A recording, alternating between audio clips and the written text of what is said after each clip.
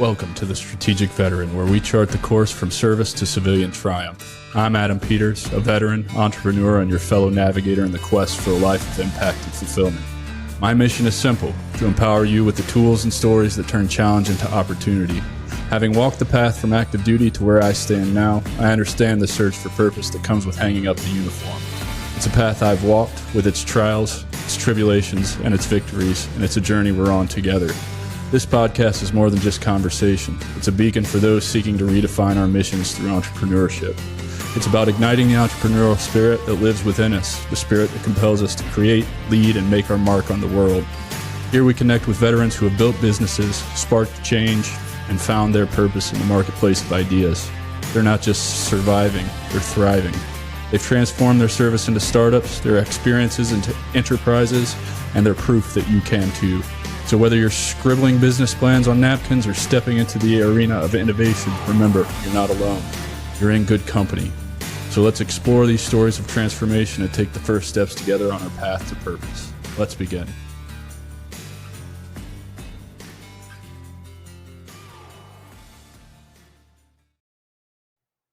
Hello, everyone, and welcome back to the Strategic Veteran. I'm your host, Adam Peters, and today we have an incredible episode lined up. Joining us today is James Artman, a true warrior and an inspiring advocate for resilience and personal development. James served 8 years in the Army, leaving service as a staff sergeant or an E6, and has embarked on a transformative journey from the military to entrepreneurship. After leaving the military, James pursued molecular biology and biochemistry at Bowling Green State University. Still, his battle with PTSD, divorce, and depression led to a turning point that changed his life. He bravely fought back, learning functional medicine, nutrition, stoic philosophy, and behavioral psychology to heal his mind, body, and spirit. As a result, he co-founded Extreme Resilience, a comprehensive personal development brand dedicated to helping individuals master their health and wellness through holistic approaches. James also stands out for launching the Art of Resilience podcast, sharing insights and interviews with veterans and entrepreneurs to inspire others on their journey. His philosophy is rooted in the idea that embracing resilience is crucial for thriving in any environment, whether on the battlefield or in the office or at home. Through Extreme Resilience, James has created a community that empowers people to overcome adversity and transform their lives. So let's dive in and warmly welcome James Artman, a true embodiment of what it means to be a strategic veteran and an inspiration for us all. James, brother, thank you for being here. Welcome to the show, man. Awesome. Thanks for having me, Adam. I appreciate the intro. Yeah, buddy. I feel like it's important to make sure that we let the audience know who you are, what you've accomplished, what they can expect here in the episode. So let's start with just some initial thoughts. I kind of want to know, as you see it, right? This was presented to you. I believe the path back to purpose for veterans is through entrepreneurship. So just kind of give me your thoughts on what you hope to accomplish by telling your story and give back to the veteran community today. So you mean just overall, what do you expect them to get out of our conversation, or what do you hope that they can learn from you in this conversation?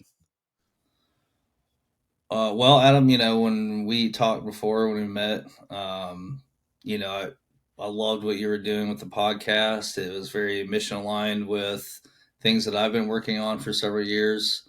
And I think we sort of both stumbled into this type of job, this mission for pretty similar reasons, right?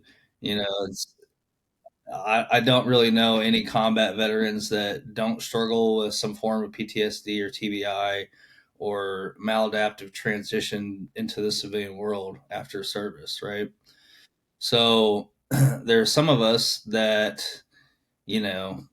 have really gone outside of conventional means of dealing with that, and taking that sort of personal accountability approach to solving the problem. Like for me, even though I was dealing with like awful depression and anxiety for years, suicidal, I was never interested in pharmaceutical drugs.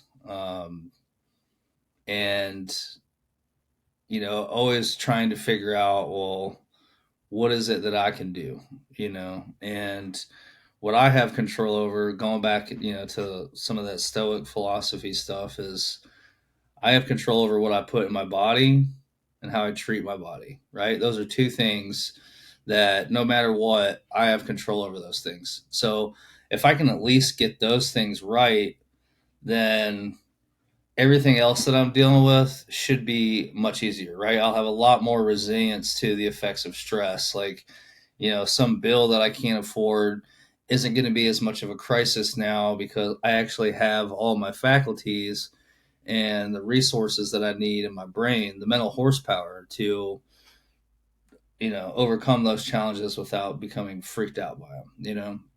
And so I think that, having these kind of conversations, like I kind of assume this will go, is really to just reinforce the idea to the veteran community out there and really anyone. You don't have to be a survivor of combat to deal with the same exact things that we deal with on a regular basis. Maybe loud noises don't scare you as much, but we're people too.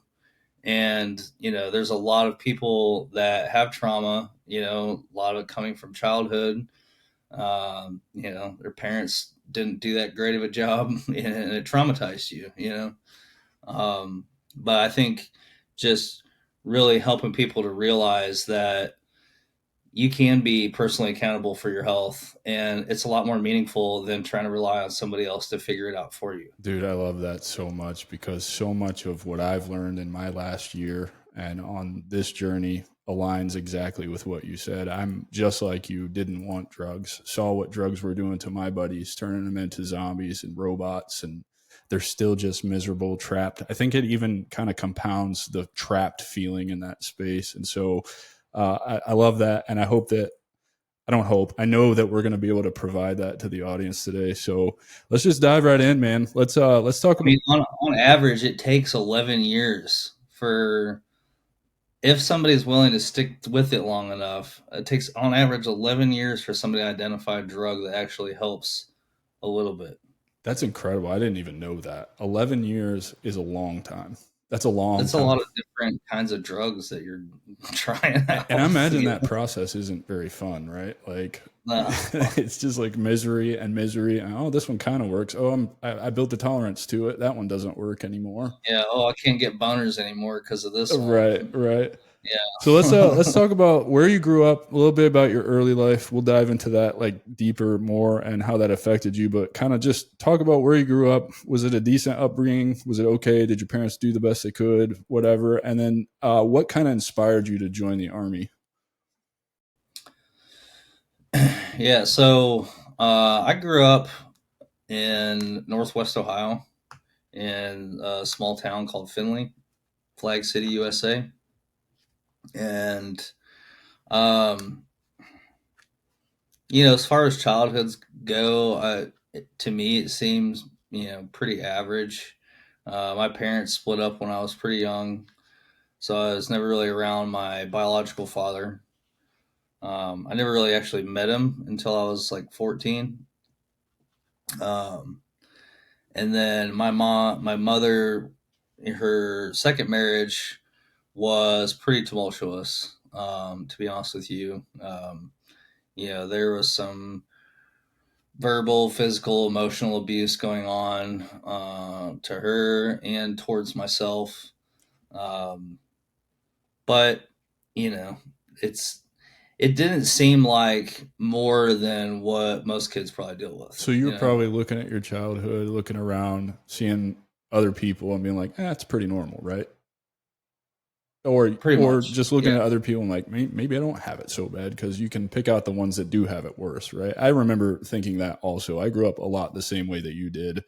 Uh, Mom married a guy, still married to him. He's changed a lot, but wasn't the greatest when we were growing up. So much so that I had to move out of my dad out of my mom's house into my dad's house. And so I definitely can relate to that and that situation. So totally hear where you're coming from. So, when I was pretty young, up until like probably about the age of 12, I went to a private school. Um, it was a private Christian school. I kind of hated it, really. but it did give me a good educational foundation. Um, I was a much better reader and writer than most of the people my age. Um, but because of that, I didn't really have any friends. Like I didn't go to like the neighborhood elementary school down the road.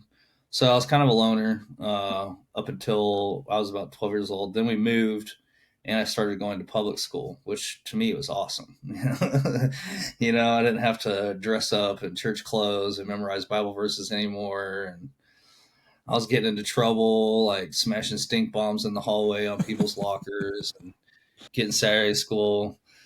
I loved baseball. I played baseball from t-ball all the way up into high school, and I was a catcher for most of the time. Loved it. Pretty good. I rode my bike everywhere. I had a BMX bike. I actually bought a nice one with money that I earned as a kid, like going around and like mowing people's lawns. It was in Northwest Ohio, so I was shoveling snow in the wintertime, people's driveways and sidewalks. And I earned enough money to buy myself a red line BMX bike. And that thing meant the world to me. It was so cool. But I rode BMX bikes all the way up until I left for the Army. It's just kind of another thing. I still ride bike. I have mountain bikes now, but um, Dude, yeah, it's so bikes. funny, man. I grew up in Southern Indiana, so I can relate. Ohio's right next door. Basically the Midwest. I know you're in Northwest Ohio, so you're really just the North. But I did too. I rode BMX bikes for a long time. Got really good and learned how to bunny hop and grind things and jump off things that you're not supposed to. Definitely getting hurt. And that's carried over to my adult life now, more so now than in the past. But I have a hybrid, specialized kind of road bike, kind of off road bike, little cross. I try to ride it at least 15 miles a week. Sometimes I fall short, sometimes I don't. But trying to get back to those roots as a kid because I rode my bike everywhere, like everywhere. Well, I've got the Pisgah National Forest basically as my backyard. Like when I look out, I just see Pisgah Mountains, and so there's all kinds of mountain bike trails around here, downhill stuff. It's That's awesome. awesome, man. So, It's great so cardio too. pretty average childhood in retrospect. Probably don't think that. We'll talk about that in a little bit.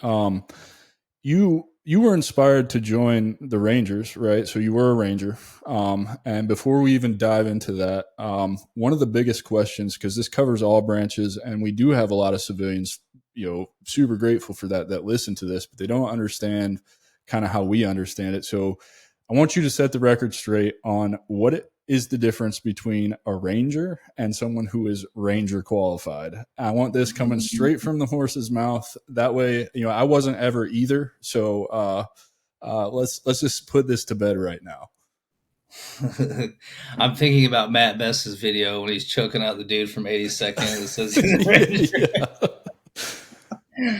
Yeah, so 75th Ranger Regiment is a special operations unit that you go to a selection for, just like for Special Forces or SEALs.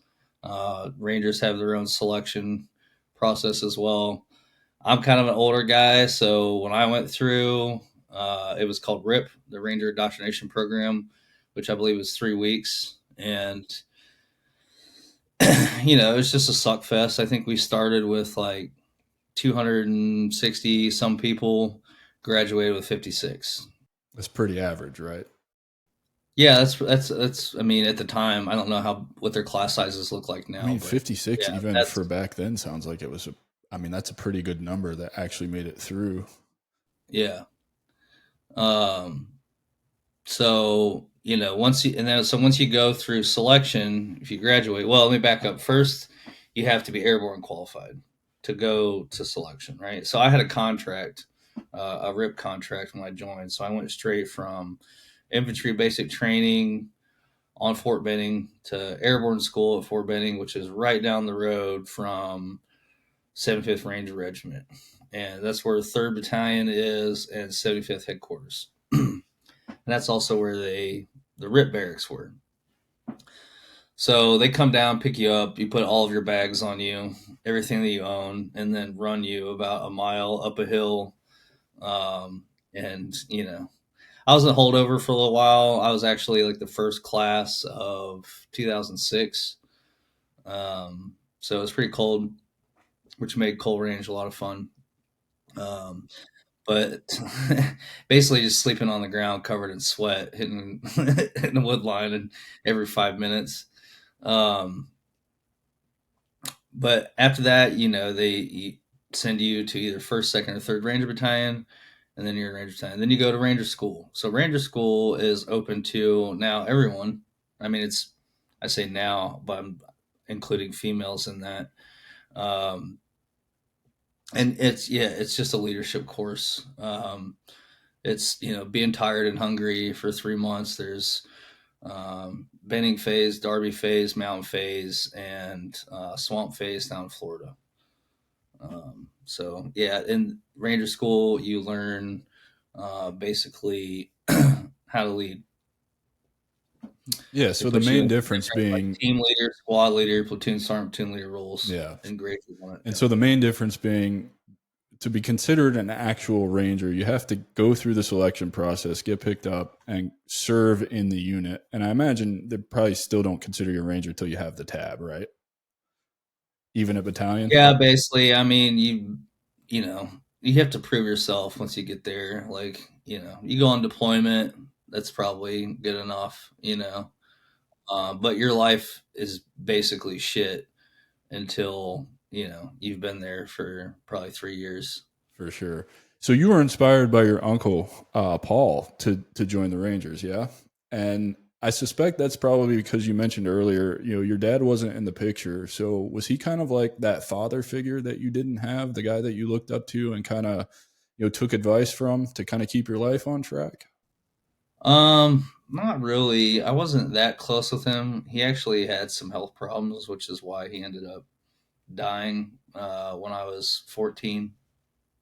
Um, but he was a really nice guy. Um, he kind of kept to himself a lot, but he saw like my grandfather was in the military and worked on B-29 bombers during the Korean War, and so he was kind of grooming me for flight. Like I had a letter of recommendation to go to Air Force Academy from a senator, and you know that was the path that I was going to go on, was to be a pilot. And I really actually love the idea of becoming a fighter pilot. So why I did might be a little bit tall for it. I don't know what the height requirement is. I'm 6 foot, so F-16 seems kind of cramped. so now I'm curious, But why didn't that pan out? so I mean, because that's a pretty it strong was really deal, just right? my Like my own having a letter decision. from a senator is a pretty big deal. Like that's a shoe into the academy, right? I don't know if it's a shoe in or not, but it was something meant a lot to my grandfather, right? Well, my uncle, he saw what was happening, and he was like, you don't have to go in the Air Force, if you don't want to.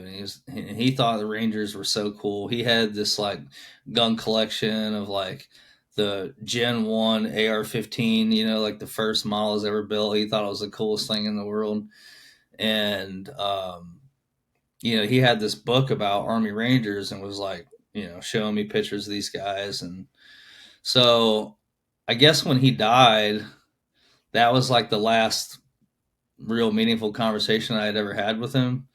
And I didn't really ever think twice about it. I just, I'm going to I be was an like, Army Ranger, and yeah, I'm going to honor yeah. my grandpa. Yeah. I'm pretty Okay. sure I went into the recruiter's office and said, I want to do the hardest thing in the Army, and I want to kill people, which is pretty ignorant. But I was 17 years old. I mean, but yeah, it's not that ignorant when you really think about it, right? Because looking back on my career, even I think about, okay, well, what was the Army looking for back then, right? Because I joined in '03, so you're not that far behind me. 3 years later, Iraq and No, I went in '04. Okay, so '04. So we basically came in at the same time. So, even a year later, Afghanistan and Iraq are in full swing. Like we are going, right? Like, and we're not stopping going. I didn't stop going my entire career, and I'm sure you probably didn't either. However, I know your guys' deployments are a lot shorter than ours were, so it probably all comes out in the wash. But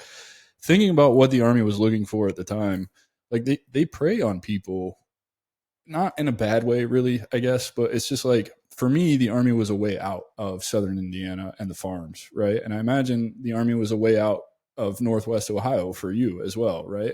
Am I right in assuming that? Yeah, I would say so. I mean, I partied a lot in high school, smoked a lot of weed. I was building houses at the time, doing construction work, and I'd probably just stuck with that for a while, And no, I'm grateful to get the hell out of there. Like, I really don't care for Northwest Ohio, to be honest with you. Um, I'm really glad to be down here in North Carolina in the mountains.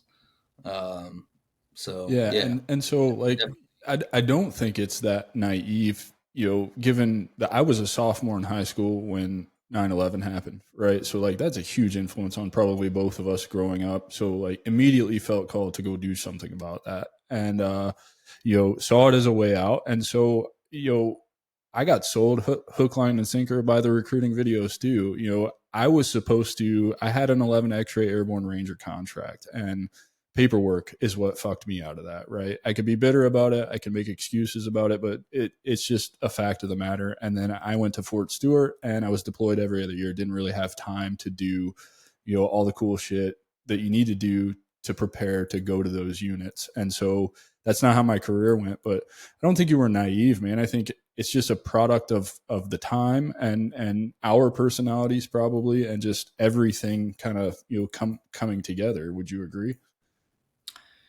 yeah, absolutely. I used to think, when working through all the PTSD stuff, that like, oh, war fucked me up and made me this way. It's like, no, It just amplifies. I was this way before I joined, which is why I was able to become a sniper. I fit the perfect mold for being that dude that wanted to go do that job, that could psychologically handle doing that job.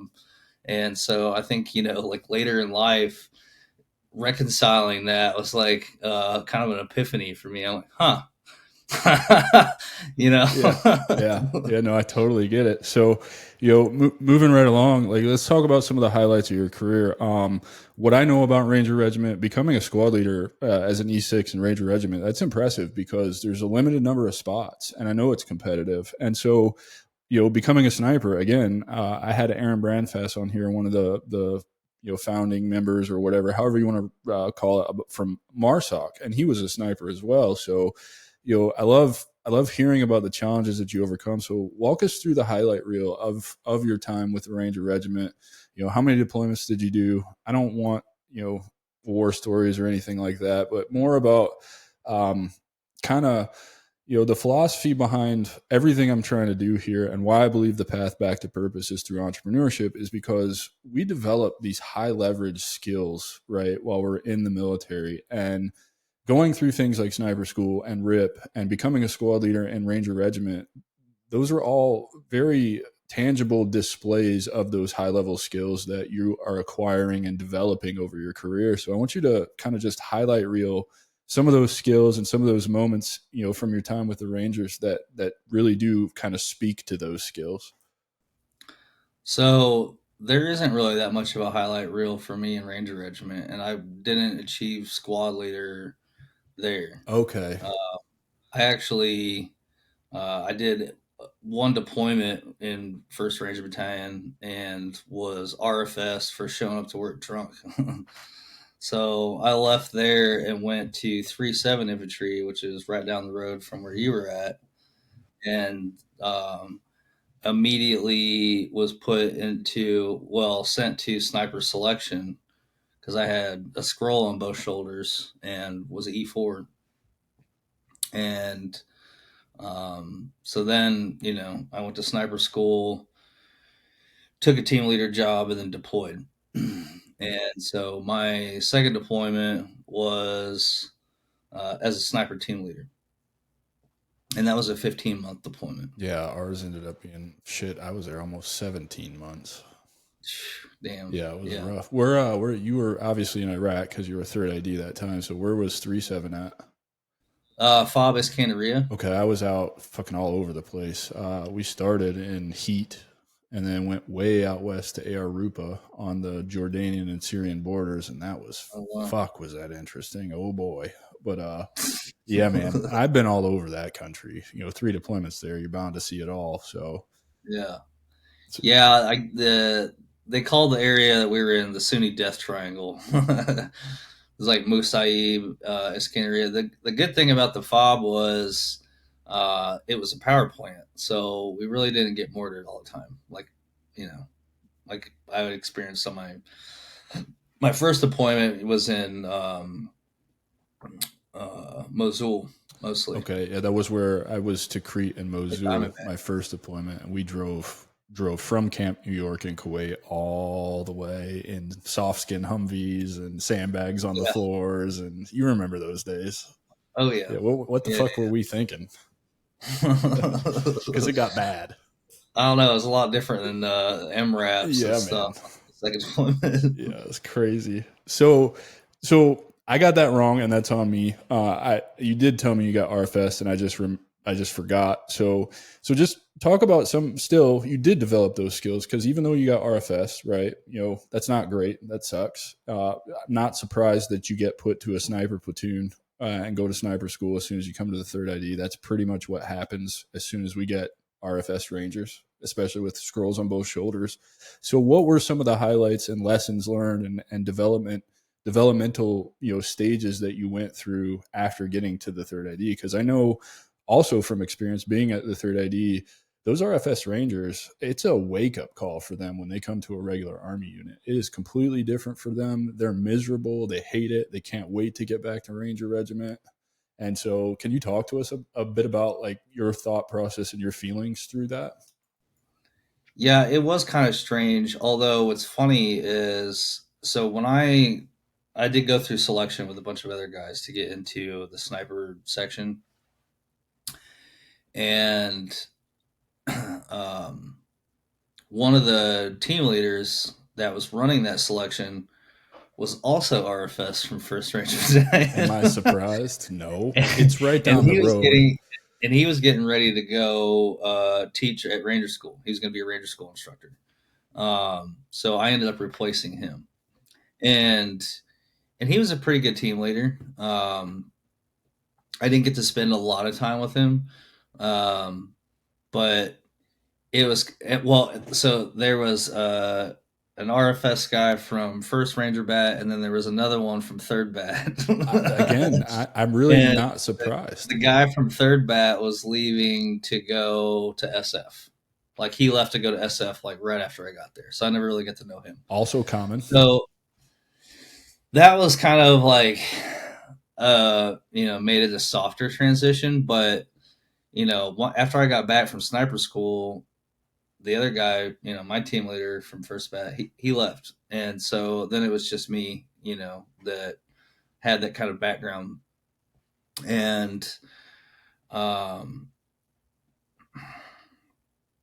it was a challenge because I'm used to being in Ranger Battalion. You pretty much spent the first year that you're there with your feet elevated on something doing push-ups. You weren't allowed to walk anywhere you go. You sure as fuck didn't ask why when somebody told you to do something. And if you weren't the first volunteer when somebody was asking for volunteers, you could pretty much expect to get destroyed. Like meet your team leader in the laundry room with your full mop gear on, your favorite CD, and play games for a while. So that, I mean, when you're a private Ranger regiment, you're sneaking around the barracks even after hours like a ninja, just in case a team leader's like started drinking already. Like, hey, come here, you.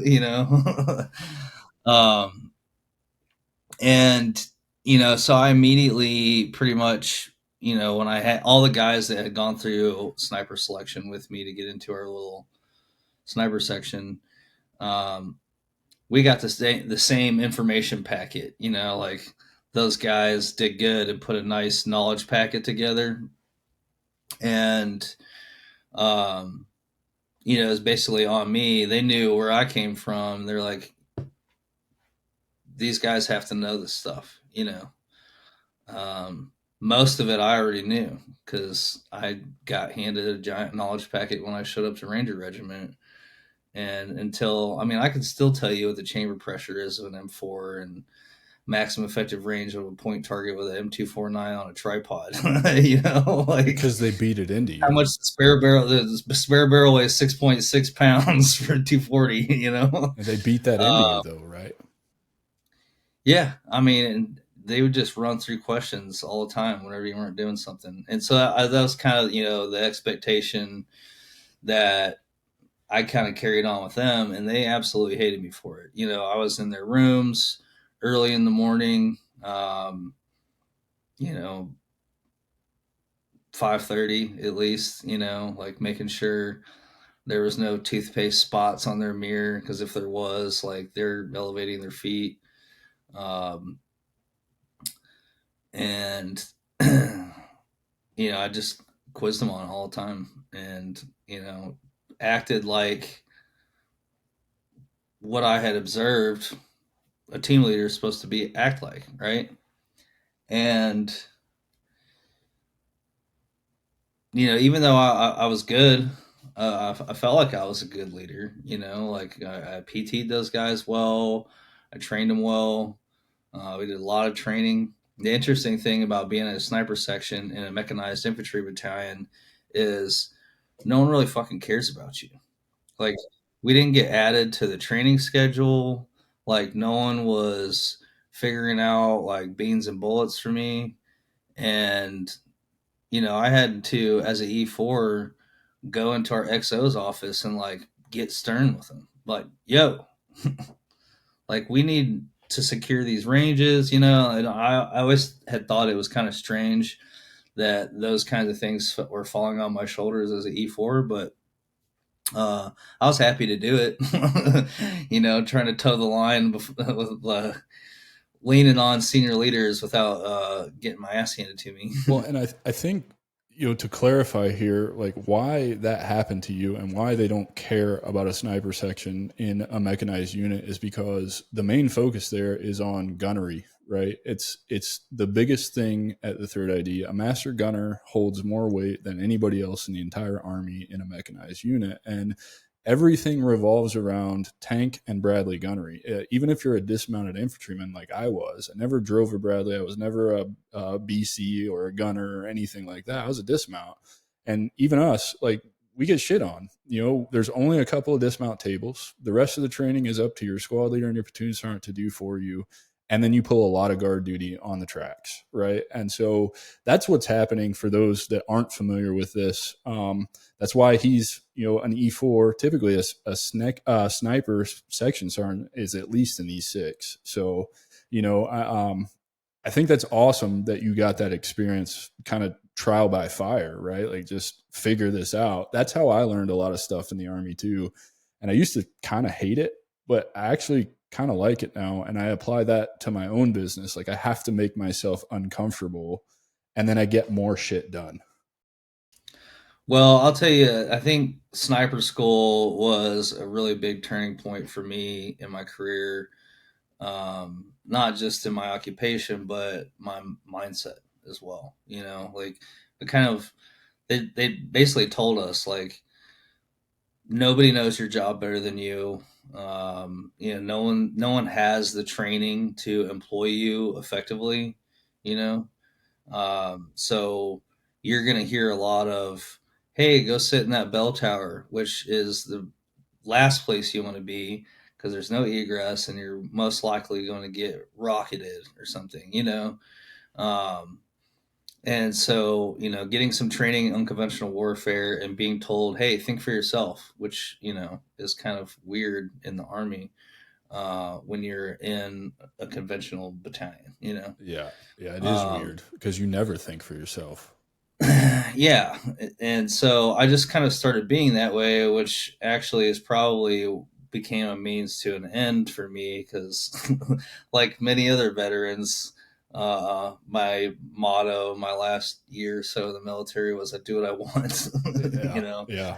like fuck your stupid You rules. get the itis, right? Like I'm not doing that dumb shit. I'm gonna do it how I want to. You know. So I didn't really see any of these challenges as obstacles that were out of reach for me to address. You know, like even if I wasn't invited to battalion S2 briefs overseas, I showed the fuck up. And then when I heard something wrong or heard, something said to where I'm like, hey, here's a good spot to use snipers, in a room full of senior leadership, as an E5, wasn't afraid to, tell somebody they were wrong or let them know, like, hey, maybe there's a better way to do this. Like, let us get some eyes on this target before you spin up a whole battalion mission on it. Do you We think start. sniper school helped you embody that mindset and being able to speak up in a room full of way higher ranking people who don't give a shit about you and like actually have the confidence in yourself to tell them how to do your job? Yeah, I think it was not just sniper school. There was another course that used to exist called the Sniper Employment Leaders course, which was supposed to be for basically it was supposed to kind of fill a gap where of knowledge where the officers and stuff don't have that sniper training and they never learned in officer candidate school, how to use snipers, right? So, Sniper Employment Leaders course was just like I think it was maybe 2 weeks, and it was all tactics. Learning about what command and control looks like for a sniper section leader. How to do insertions. Setting up primary and alternate infill, exfil routes, hide sites, casualty collection points, So really, HLZ. like logistically, it's troop movements, all the stuff that the army doesn't teach you at the lower level, right? Because as a just a member of a team or a team leader or a squad leader, even really not until you get to platoon sergeant do they really start teaching you about that stuff, because it's all usually handled by officers, right? Because they've got a 4-year degree or whatever the fuck the reason is. I'll never understand it. But I digress on that. Yeah, so I think I had a lot of confidence in myself when I heard the an opportunity for us to be used, because that was another thing that they taught us in sniper school was you have to be a squeaky wheel. Like if you're not out there like looking for work, then you'll sit on your ass. They'll think that you're gainfully employed or they don't know how to use it. You're not their first thought.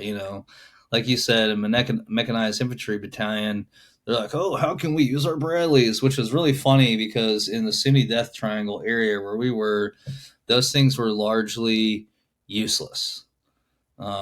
Actually, that was my first time getting to drive a Bradley. The only time I ever drove a Bradley was when the scout platoon wanted to test drive them because they've been sitting on the fob, the whole deployment.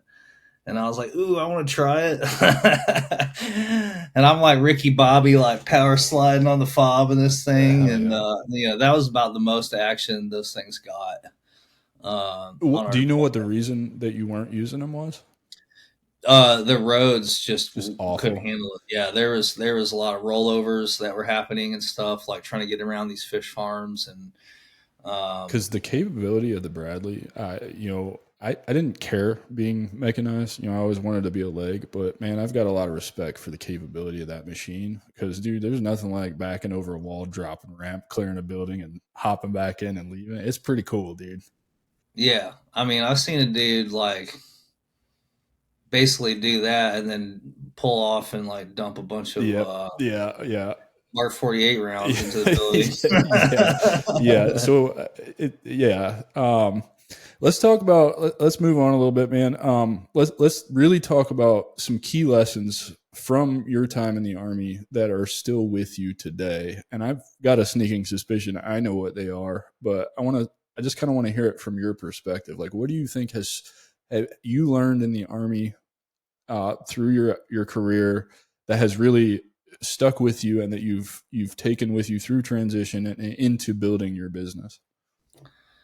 So I have a couple answers for that. So one of them is actually to finish answering the last question, which was how was The the sniper school, yeah. transition going from Ranger Regiment to 3-7. What were the challenges there? And one of the biggest challenges that I had to overcome was I was trying to be like a Ranger team leader where you just smoke the fuck out of everyone and that's it. And that didn't work on these guys because I had some headstrong privates from Southern California that I mean basically said shit that I'm like, bitch, I could give you a fucking Article 15 right now, They're like, fuck you, like this is bullshit. And I mean, it would, when I was a younger team leader, I'll just like start seeing red, like, why aren't you listening to me? And I found myself frustrated all the time. And they hated me, of course, because I had no qualms with, if they did something wrong, just destroy them. But while we were deployed, um, actually pretty early on in the deployment, like we'd been there maybe a week, I led them through their first firefight. And um, it was pretty textbook, but I did it really well. No one died. And it was scary. Um, so I think that I was able to get like a little bit more respect from them for them seeing that.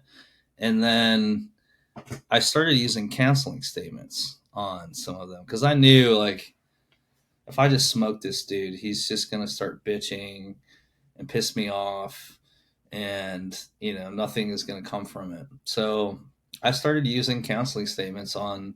I mean, there was some guys that I could just tell them to get in the front running rest and like whisper funny mean shit in their ear, and then tell them to get up and fuck off, and then like that was all they needed. There was other guys that you had to make sweat. That's how they learned. But I was able to identify how to be a different leader per individual that I was leading, and see like what each one of them needed from me as a leader. And when I started doing that, man, everything changed. I love Uh, that, man, because I was the same way. I got frustrated as a young team leader with some, and even as a young squad leader with some of the guys, and just they were a lot like me when I was a strong private. Like you couldn't, let's go. I'm just going to do exercises. Plus, back early aughts, right? We were, and I'm sure you remember this. Remember the sand pits that used to live outside of the battalion AOs? yes, yeah, yeah, Remember what those were for? Like yeah, you're either fighting or you're getting fucked up in there, right? And yeah, so as a private running around the third ID, when I got there, you just wide berth around those things. If somebody's getting smoked and you walk by, you're joining, like hands down, it's going to happen. And so, I was frustrated as a young team leader also because, like, what do you do with these guys? Like, they're just machines. They're going to do a million push-ups, a million squats, whatever you have them doing, monkey fuckers. I don't even know, and it doesn't phase them. Like they just doesn't phase them. So I quickly figured out. Uh, my protege Briar Daniels is the one that comes to mind the most. I would make him write 1,500-word essays on why he was being disrespectful to me or whatever the issue that I was having with him was. That was far more effective than trying to smoke that kid because he would beg me, like, Sergeant Peters, please don't make me do this. Sergeant Peters, please don't make me do this. Like, nah, dude, I want this by, PT tomorrow. And he yeah. hated it. And so it's cool to hear you kind of develop the same way. You learned how to lead individuals as a team, right? And it's not the same across the board. There's so many different personalities in the Army, and that's just awesome.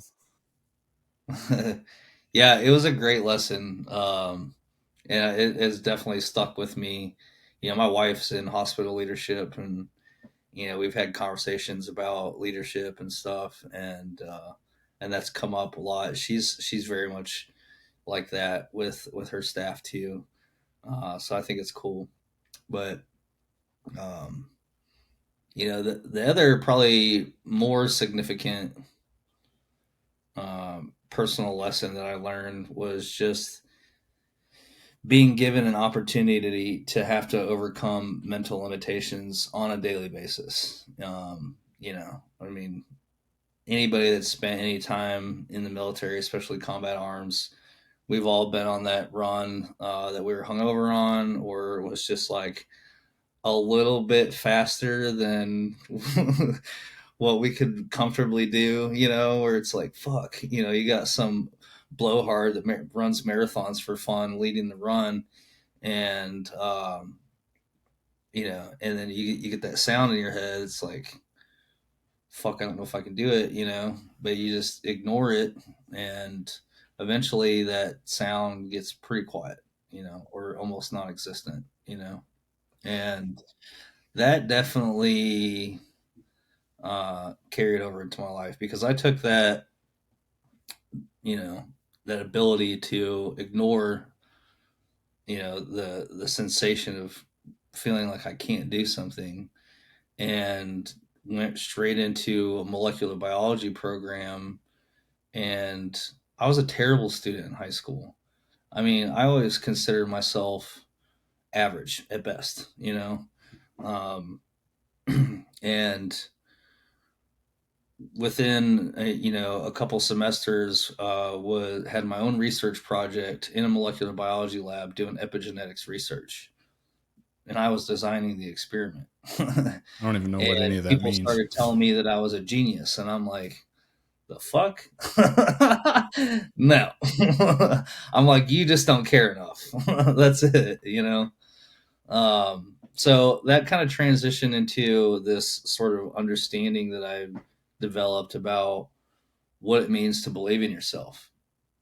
Because, even as a young sniper, I did have, some sense of believing in myself, enough to get through the job. No one died on my watch. Yeah, none of our sniper missions were ever compromised. Um, so I'm proud of that. That I didn't get anyone killed. Um, but even then, I did not believe in myself to the extent that I did really towards like the very end of my career, and then even more so after I got out, because once I kind of figured out or became more aware of the idea of, what it means to believe in yourself, I started sort of testing this out in my life. Like, I bought an old Jeep Cherokee. I sold my nice truck, paid like $2,000 for an old Jeep Cherokee, torched off the suspension brackets, rebuilt new ones, rebuilt all kinds of things on that thing that I had never done before, just like watching YouTube videos and on Jeep Cherokee forums, hours and hours, and just figuring it out. Um, that was one small thing that I did that I was like, oh, cool. Cause I never had a dad teaching me how to do any of that shit. Um, and then, in school, I took that sort of same mentality to college. And I remember a fellow student bitching about one of our TAs, teaching assistant. It was a graduate student. He was foreign and he couldn't understand him. I'm like, dude, you have a fucking textbook. Like, read it. You don't need a TA, you know? And it became more abundantly clear how much different my mindset was than everybody else I was going to school with. And I think that, I mean, it's still super relevant in my life, even to this moment now. Since becoming an entrepreneur, I would say starting a business is harder than anything that I ever did in the military, and but it requires the same mindset, right? It requires self discipline, because nobody is making you get up and do all the thousands of things that are required to get a business off the ground. Um, put a business plan together, understand your financials, do fundraising, um, marketing, sales, like, all that stuff is a lot to figure out. And, never once have I had the thought, I can't do this. Actually, when I get into doing something that everybody else thinks it's hard, or maybe even it is hard, that makes me want to do it even more. I'm the same way. I love Yeah. that, man. And it's like a perfect segue. So you're talking about it. You end up in college studying molecular biology. What led you to the decision to get out, and talk about how rough the transition from, being a staff sergeant, sniper, platoon leader, probably, or platoon sergeant at the time. I was teaching sniper school, Okay, so actually. teaching sniper school to now you're in college, and I have a similar experience with college. I was blown away by how many people thought college was hard. I thought it was really easy, and I think because I had the life experience and the discipline of 13 years in the Army, and whereas my 18-year-old self, had I just gone to college, I knew I was going to fail because I wasn't a good high school student either, just like you, right? And quickly really kind of determined, like, the difference here between me at 30 and these kids that are 17, 18, 19 in college is I just have life experience, and I know what discipline is, and I just know how to accomplish something because I value my time more, or whatever. You know what I mean? I think that's really what it was. So let's talk about that transition from teaching sniper school to now babysitting children in college, it seems like, right? Yeah. So when I was working at sniper school, I spent a lot of time in the forest, running stock lanes and stuff. And, I kind of always, even since high school, had an interest in psychedelics and plant medicine and natural sort of things, like useful stuff, things that, like, if you could go find some plant and know how to use it, like, I went through tracking school and learned about how to do tracking and setting traps, like, all those kinds of, like, self-reliance sort of ideas of things were always very appealing to me. And um, so I wanted to start educating myself about mushrooms, because I wanted to get into mushroom hunting. And the first mushroom book I ever bought was one by Paul Stamets. And actually, it was the book Psilocybe Mushrooms of the World, which, psilocybe containing mushrooms are the psychedelic species. There's a lot of stuff in there. And he did a great job writing that book in a way that made me extremely enamored with the whole field of mycology. Because you have to learn about, how mushroom fruit bodies are described, the macroscopic characteristics, so that way you can try to identify them to species. And so I got through that book in like a day and a half, and then went and bought some field guides, and started going out in the forest on Fort Benning, and just like, you know in the July August heat, just like beating brush and spider webs, like trying to find just anything that I could find in my book. And I was terrible at it. I would walk around the woods covered in sweat and spiders for 4 hours or so, and come out with like two little uninteresting things that are not food. um, but I just kept doing it. I really enjoyed the time that I'd spent by myself out in the forest. I had this Jeep Cherokee that I disconnected the sway bars on so I could get pretty much wherever the hell I wanted to. So that was kind of fun, listening to bluegrass and trying to find mushrooms. And eventually, I started getting better at it. I remember when I found my first oyster mushroom. I can still see what it looks like in my head. And, it wasn't even big. Well, there was like three of them, and they were probably like less than the size of the palm of my hand. But I was so excited to go home and throw them in a skillet. Well, first I made a spore print of them, which is lavender, just to make sure. And it was. And so then but that was really, kind of one thing that sort of sent me this direction into science. The second was trying to consider what my version of the American dream looked like, right? Because, I could do more of the same, go do contract work as a sniper, be a cop, or something, like none of that was very interesting to me.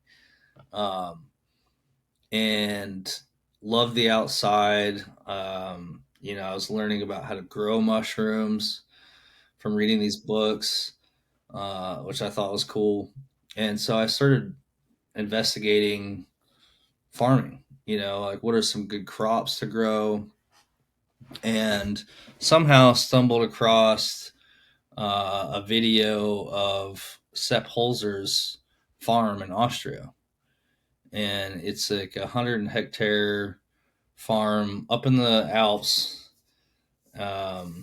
I can't remember the elevation. It's pretty high. It's higher than where I'm at here in North Carolina. And it's a permaculture farm. I mean, this dude is growing everything. And, even, I think he even had like avocados or citrus fruit growing up there by creating these little microclimates and stuff with ponds, And so that was fascinating. Then I bought his book and I read it, and it was super cool. Again, self reliance, I just really loved it. And it made a lot of sense to me, like from digging into permaculture. I'm like, why the fuck isn't everybody doing this? It's so glaringly obvious how, you know, awful our conventional agriculture system is, where it requires heavy human chemical input. Um, and it's not sustainable, and the food that it produces is basically garbage. Um, so, when I was like visualizing myself in the 10 years into the future, I was wearing Liberty overalls, and I was on my farm smoking a pig, and people were trying out some like strawberry jalapeno jam that I made, and walking through the orchards picking their own stuff. And I was teaching mushroom classes, how to grow mushrooms on logs or something. That was kind of this like romanticized idea of what my life was going to look like. And was this while you were still in thinking about getting out, or is this Yeah. while you're out? Okay, so this is your last like year probably Yeah, yeah, in yeah, the army. exactly. So had you made up your mind about getting out, or was this part of your process to make up your mind in getting out? No, I was married at the time.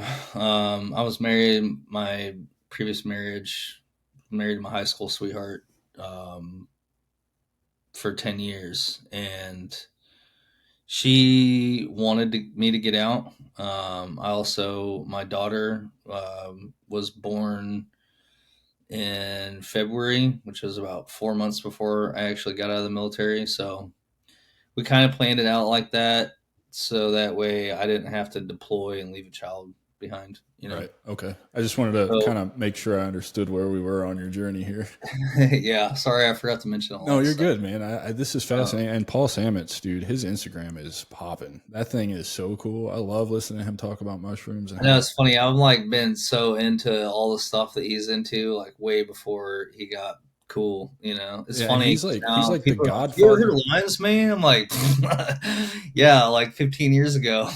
He's like the Godfather of mushrooms, right? Like in mycelium and all that. Like it's fascinating what he talks about, and Yeah, learning that I mean, all I the. have all of his books on my bookshelf back Oh, that's here. awesome. That's Yeah. awesome. Um, yeah, Paul Stamets is cool. He's he found the agarikon mushroom where they were able to extract vaccines and stuff like that for measles and bird flu and SARS, I think. I don't know. So anyways, yeah, my wife, she at the time she kind of, wanted me to get out, and I was considering, I mean, I joined with the intention to retire. Um but I was very dissatisfied with the level of professionalism that I had experienced up until that point, including Ranger Regiment and working at sniper school. So talk about that a little bit. Expand on what you mean by the level of professionalism. I think I know what you mean, but definitely the audience isn't going to know what you mean. Well, I don't know. I guess when I went to sniper school, I actually stopped drinking after going to sniper school because I knew, I was made a team leader. And for me, I wanted to be hyper focused on doing a great job. I considered myself like getting a PhD in killing. That was kind of how I viewed myself in my career because I had obviously had fucked up and got myself RFS'd for showing up to work drunk, which was, frustrating considering how everybody knows that that's pretty normal, but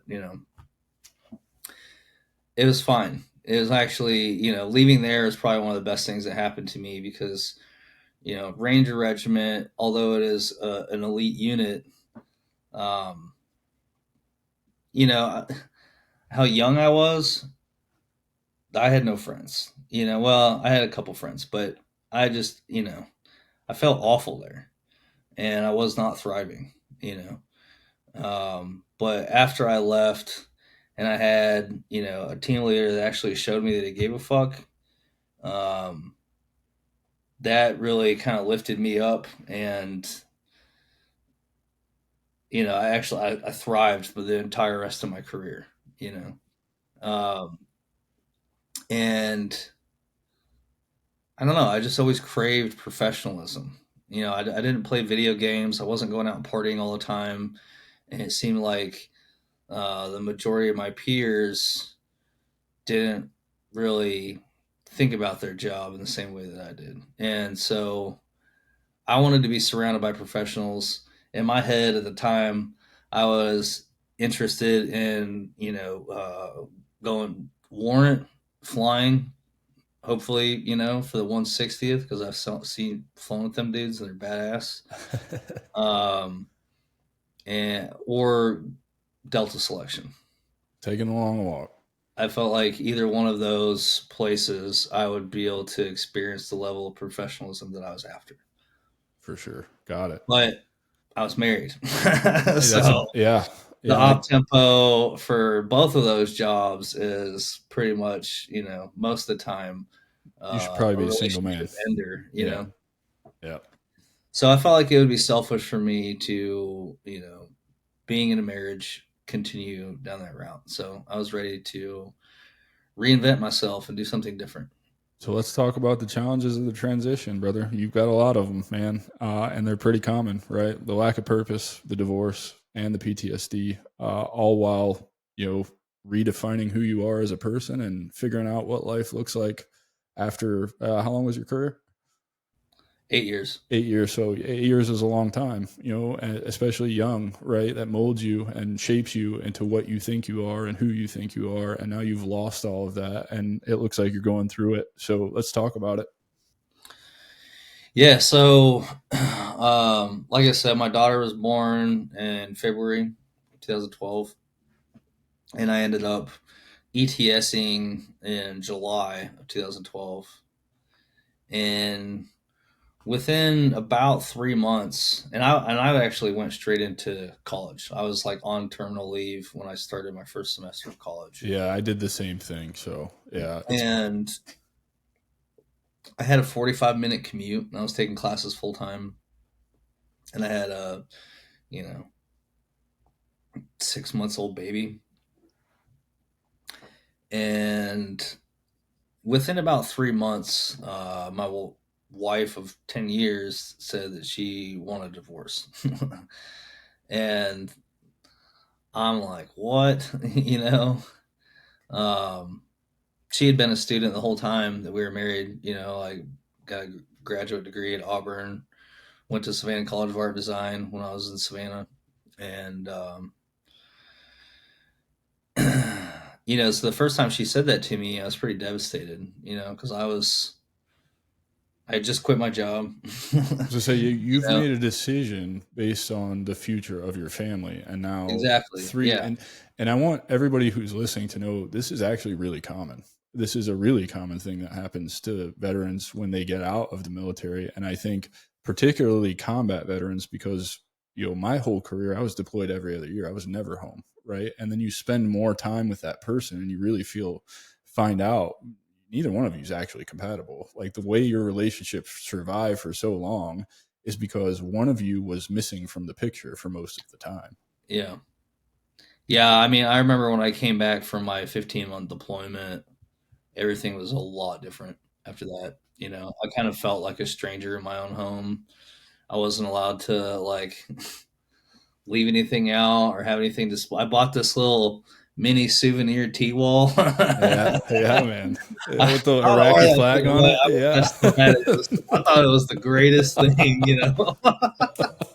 That's awesome. Yeah, I think I probably have one somewhere. And I wanted to like display it on this shelf in the house, and she like took it down and put it in this basket and hid it. And I'm like, "Where's my fucking tea wall?" Um, so yeah, I mean, everything was a lot different. And you're right. I was gone all the time. Even when I worked at sniper school, I thought that was like a nice compromise. Because I would be not deploying for a few years. She could work on her graduate degree. But really, I was just gone all the time. I mean, when you work at the schoolhouse, you're putting anywhere from 70, 80, 90 hours a week in. The only day you don't work is on Sunday, unless you got late, man. Um, so, I pretty much lived on the sniper school compound for Yeah. 3 years. Yeah. And so And all of this compounds when you get out, right? So three right, months, yeah. So three I guess I months. mean and that was the other thing too, because like I was gone all day. Like I was one of those guys that got out and like still tried to PT themselves for a long time. you know. So I was getting up early and hitting ruck runs in the winter with like ice hanging from my beard, and I thought I was, doing great by still maintaining that. Um, and then I had class at 7:30 in the morning, so it's not like I was home more, but for whatever reason, she wasn't happy. So um, then she changed her mind and said, "Oh no, I don't want a divorce." I'm like, "Oh, okay, cool," And then she changed her mind again. And so after a couple times of that, I actually pretty much emotionally was completely shut down at that point. I had literally like zero access to any kind of feelings. Because I think I spent a lot of time trying to unpack that, and I think it's really just that like my own vulnerability was threatened, so I had no emotion, and that was kind of how I responded to a lot of things. It's still like my default now. Now I'm a lot more aware of it. So when I feel myself kind of like shutting down, um, I try to, reverse that or prevent that from happening. Yeah, Uh, absolutely. The awareness part, right? It's okay that you do that and that's a default, but the being aware of it and being able to reframe it into something that does serve you is the part that matters, right? Because we didn't have that ability, just whenever that changed for you, right? For me it was like 9 or 10 months ago, right? I didn't learn that until 9 or 10 months ago. My life is infinitely better because I learned how to do that. yeah. Yeah. I mean, there's a lot of things that you're just basically avoiding by climbing into your little shell and having, like, it seems nice at first when you're younger. It's like it's this sort of naive perception, like, oh, no one can hurt me. But the problem is, and I think that this is kind of goes back into like the PTSD, the trauma stuff, is that, when we experience trauma, it literally silences genes in our brain that code for receptors to neurotransmitters, right? So it's literally changing the function of your brain so that way, in the future, if you were to experience the same trauma, it's not going to put you into shock. You're going to be able to function through it because biology doesn't select for the individual; it selects for the species, right? And so those types of changes are not necessarily advantageous for us, but it's not just in those situations. It has broad reaching effects, like not only are those kind of responses to something traumatic truncated, in response to that. That's kind of the epigenetics, our DNA responding to environment. Not only is it during, something awful, but in relationships as well, like you can't just like pick and choose which scenarios that's going to work out in your favor. Right. Of course. Like that's not realistic at all. Like, all right, well, as far as relationships go, I always want to have access to my emotions. But shit hits the fan, I don't want any, Right. Yeah. And well, and the Army is really good at teaching you how to turn that all off, but they're not good at teaching you how to deal with it when you get out and it all comes flooding back and you just can't. You can only stack that shit up so much before it eats you alive, is basically what I'm trying to say. Yeah. I mean, and, I'm sure you've been through a lot just like everybody else, but, I vividly remember, an IED attack where I had to forcibly just like stuff everything so that way I could actually work on dudes that needed help, and so yeah, it's just kind of that was the state that I was in when my wife wanted to go through a divorce, and it was around that time when like I was starting to deal with some kind of PTSD stuff. It all just kind of started manifesting pretty quickly, actually. And I can't really put my finger on what it was exactly. But I do remember like reaching out to like local veteran services and going to, I got invited to this like veteran group meeting or whatever. And I think everything that I had been through was still a little bit too fresh because I left that meeting and went home and sobbed in my driveway. And my wife at the time had, she came out and she made it worse. She was like, "What the fuck's wrong with you?" She's like, "You're damaged goods." And I was like, "Jesus Christ." Fuck, Like, who the fuck says I'm that? sorry. I'm sorry that happened to you, but again, it's one of those well, common things. yeah, and I think it just reinforced this idea that I was a victim. And that is what really took me the longest to figure out how to overcome, right? Because as long as I continue to subscribe to the idea that things that I had been through made me feel the way I do today, and there's nothing I can do to change that, then that's the state that you'll fucking stay in, But when I was able to realize that none of that stuff is me, I'm not my past, and it's also not anything that I can change. I mean, it's like I just dropped a rucksack off, and I was like, "Sweet, fucking done with that," So how did I you mean, get? I'm not saying that I don't deal with things sometimes. Still, like you got to stay frosty, but it's a lot easier.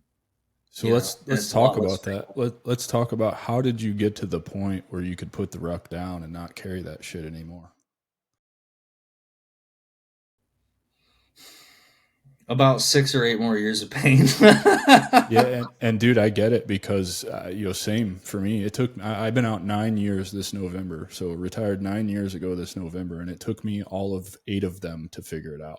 And so, I really do want to hear how did you figure it out? What was it for you? Everybody here knows that for me, it was the trip to Peru, the ayahuasca experience. I'm wondering if your fascination with molecular biology and understanding I'm not going to say that wrong word. Entheogens. Yeah, that one, and your relationship with mushrooms probably kind of informed maybe a psychedelic experience to help you change. Am I Sure, right? yeah. So actually kind of going back to the divorce situation, the final time when, because it was like three times, like every other month, she's like, I want a divorce, I don't, I want a divorce, I don't, I want a divorce.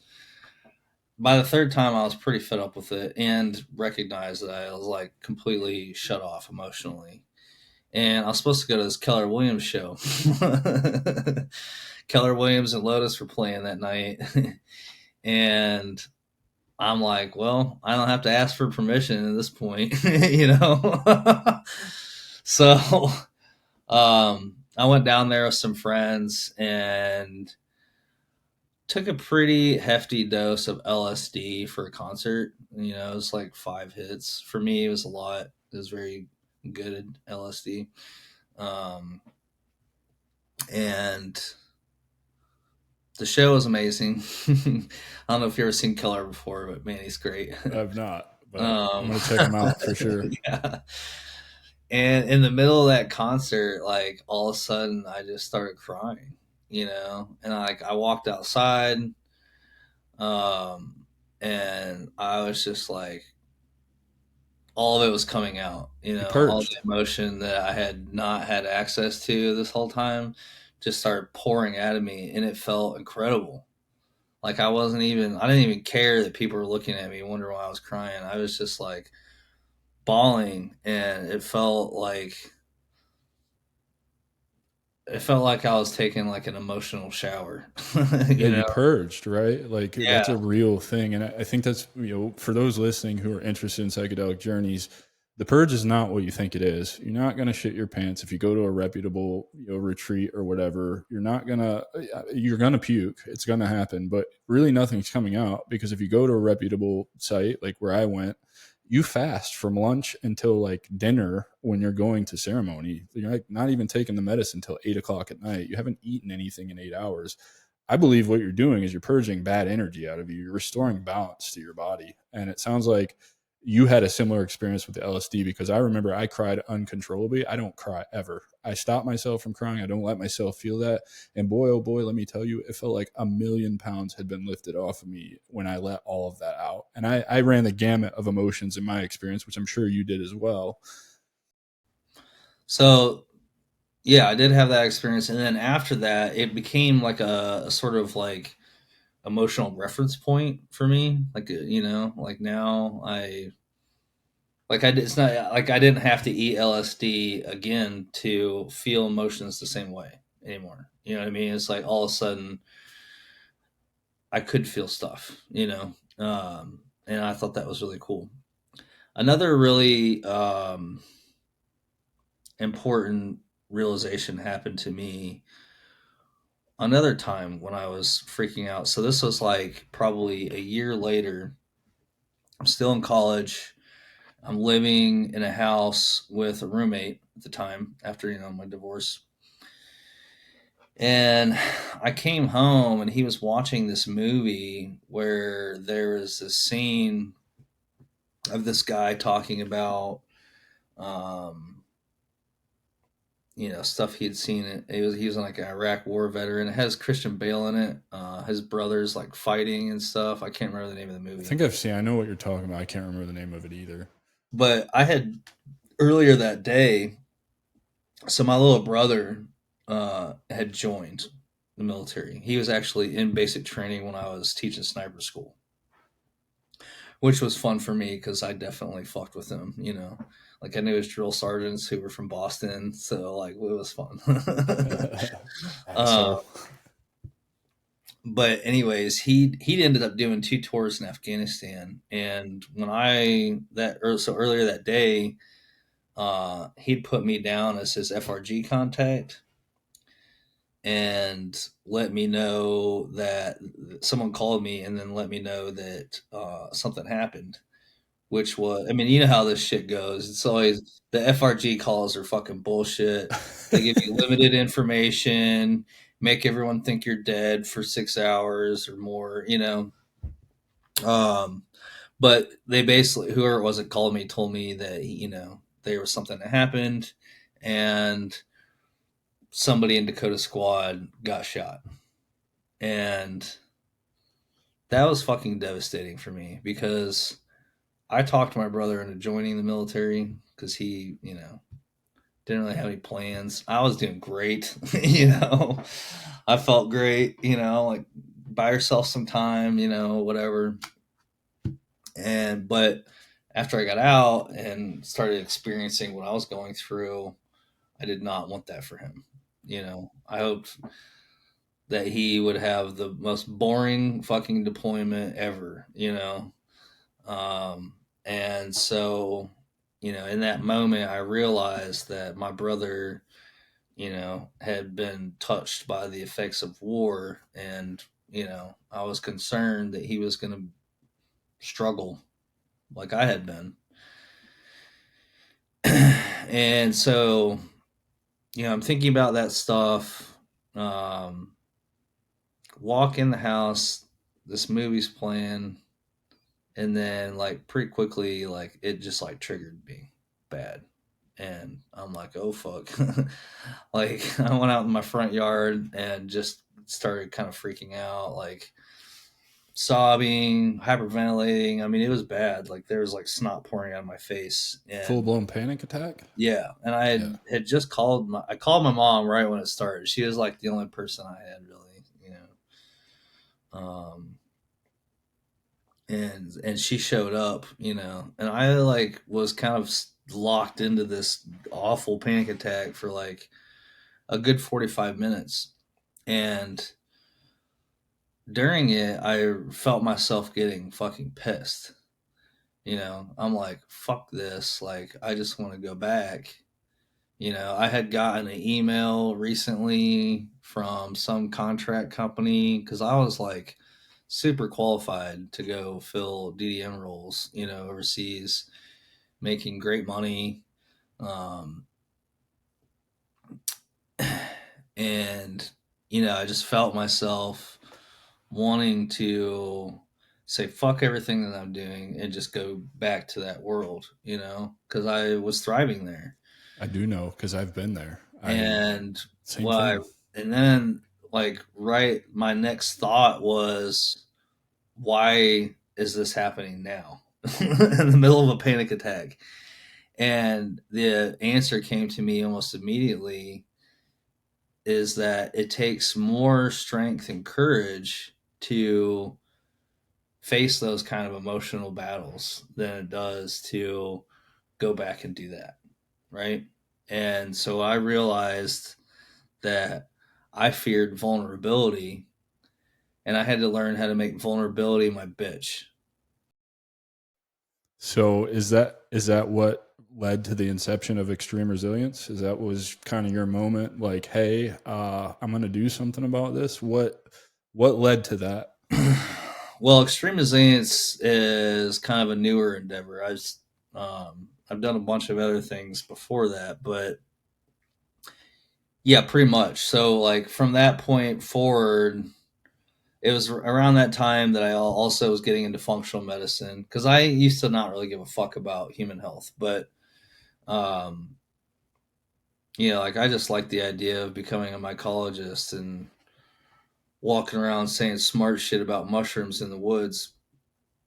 But when I started dealing with, the struggling with my mental health and and all that, it was around that same time that I also discovered Dr. Mark Hyman's book, The Ultra Mind Solution. And that just opened up the whole world of functional medicine to me. And that was like one of the most exciting discoveries that I had ever made because then I realized I could take this understanding that I have of biology and apply it to my own self. Like I can be the engineer of my own health. And so I just kind of started hacking that um, and learning about as much as I could. I worked at a nutrition store. I mean, I could probably tell you something about all 9,000 products that were in there, how they worked, That's really cool. That's because really I was cool. just like, I wanted to know, you You're know? hungry to learn it, and you're Yeah. just passionate about it, right? Because it's biohacking is kind of cool, man. When you learn about what you can do by putting things in and taking things out of your diet and like see the visible changes, dude, it's awesome. Yeah, absolutely. So eventually I put all that stuff into practice. I mean, it wasn't immediate. I went through this long period of just learning everything that I could, and eventually I put it into practice, and it literally did transform my life. I think that there was like a final push. I had another bad relationship, and then I read a book by Dr. Alberto Villoldo called Grow a New Body. And that was like around the time when people are starting to get into fasting. And I had read some about fasting, but wasn't really completely sold on it yet until I read that book. And then I was like, holy shit, I can grow a new fucking body. So I did. And that's exactly what happened. Like, I literally grew a completely new body within a period of probably 90 to 120 days. I looked like a completely different person. I felt like a completely different person. I had dropped. I mean, I've never been like obese, but I went from probably like 215 down to 165. No, yeah, right around there. That was too light, honestly. And I did it wrong. I fasted all my muscles away. So it took me a while to like build them back because I just, I didn't care, but I felt great. Um, It's awesome that you're talking about this because I'm very much the same way. I played with intermittent fasting several years ago and didn't really stick with it. I did it for about 6 months and I was like, this is stupid. I'll go back to eating whatever I want. But since Peru, I'm getting to the point now where I'm starting to fast away my muscles. So I'm very conscious of that. But I've lost 90 pounds in 10 months. You're absolutely right. Like, and I've done it all basically by fasting and walking. That's literally it. I took sugar out of my diet and I just don't eat as much. And I walk every single day, 4 miles. And honestly, it's not hard. It's great. It gives me plenty of mental health benefits as well. But I'm glad you touched on that because I don't think fasting is a fad. I think it's something that I will continue to do for the rest of my life. Is that something you agree with or kind of plan on too? yeah, absolutely. And to be more clear about why I love fasting, it's not really just because of losing weight. But when you go into a fasted state, you shut off mTOR, which is a group of genes that regulate growth. You're either in a growth state or repair and regeneration state. So as soon as external resources of branched chain amino acids or sugars are no longer coming into your body and your insulin levels drop to a certain basal level, then your body stops putting forth energy and resources towards growing, right? It stops that and then goes into a state of autophagy, which means to self eat, right? Sounds bad, but really what's being eaten is being ripped apart molecularly. It's old cells, old proteins, old organelles that are oxidized, leaking hydrogen ions, whatever, things that are hurting you more than they're helping you. So your body will rip apart those and recycle them and build new cells, new proteins. And if you never go into a fasted state, that process is never occurring. Like there's an analogy I heard before that, if you imagine the streets of Brooklyn, everybody, restaurants, businesses, homeowners, they put their trash out by the curb every day. Well, if the trash guy just stopped coming by and picked that shit up, a lot of junk would accumulate, right? Well, that's what's happening in your body if you're never fasting, right? So you're just letting all of this metabolic junk accumulate to include in your brain, and that increases your overall inflammatory load. And inflammation equals oxidation. So, um, yeah, it's huge, and like it wasn't long after that I started a business. you know, uh, Yeah. And so what was the first business that you started? and what did it revolve around? Like, what was your goal with it? So my first business, I had, I just like wasn't happy with these other things that I had been doing, working for other people, and I knew for myself, like the only, at least at the time, the only thing that made me happy was to start working in with permaculture in some way, right?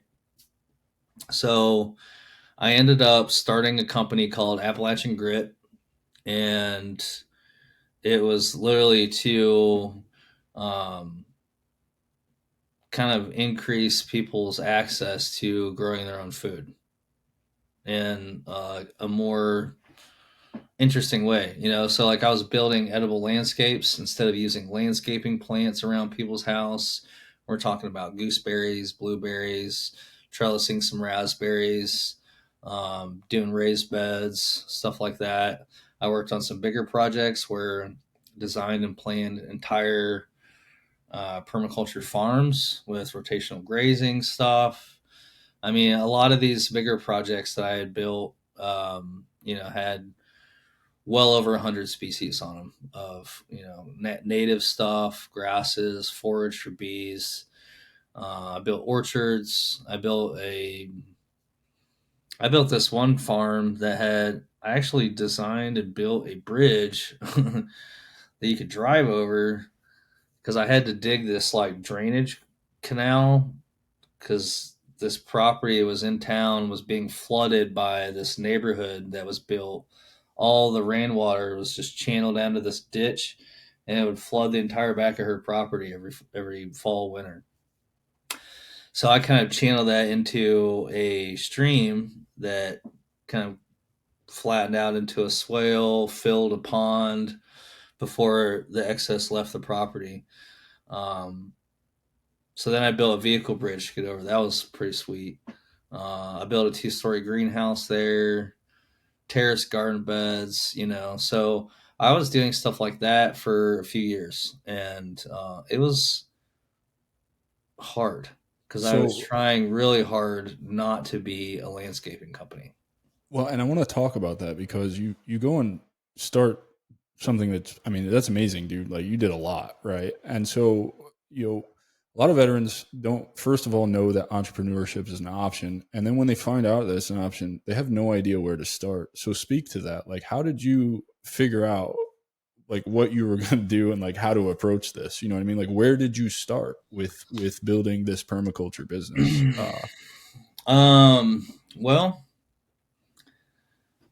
as soon as I knew that I wanted to kind of go down this path of, working in permaculture, regenerative agriculture is the more known buzzword for it now.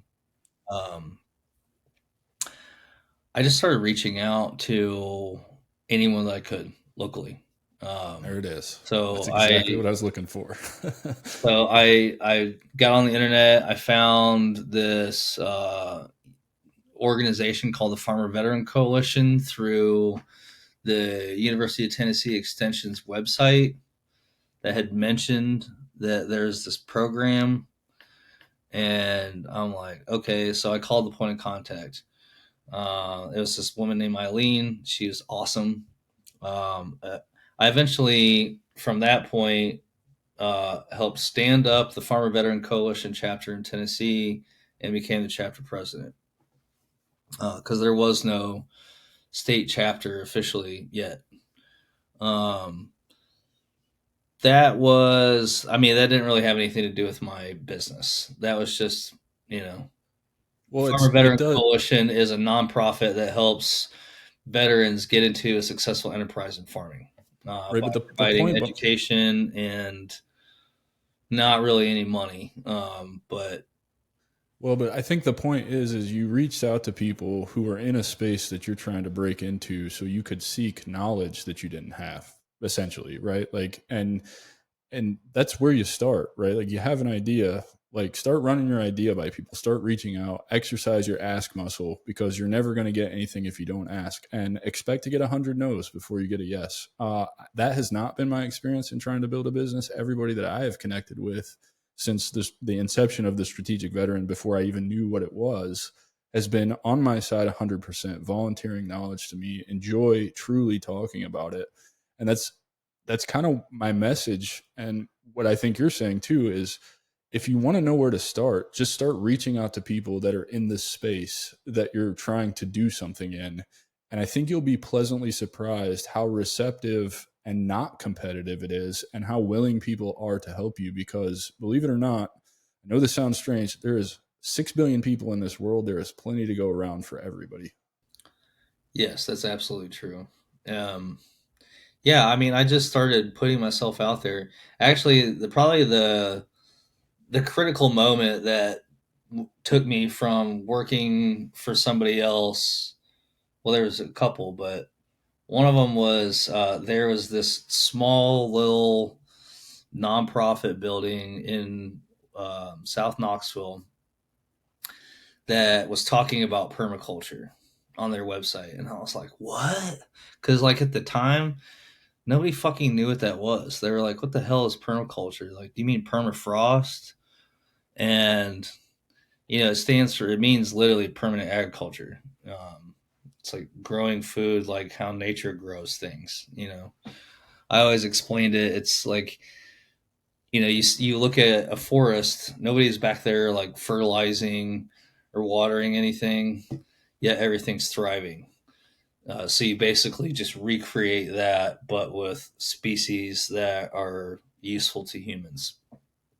Um, anyways, I like call them on the phone, and I'm like, "Hey, I just found your website. Like, I'd like to come check you guys out."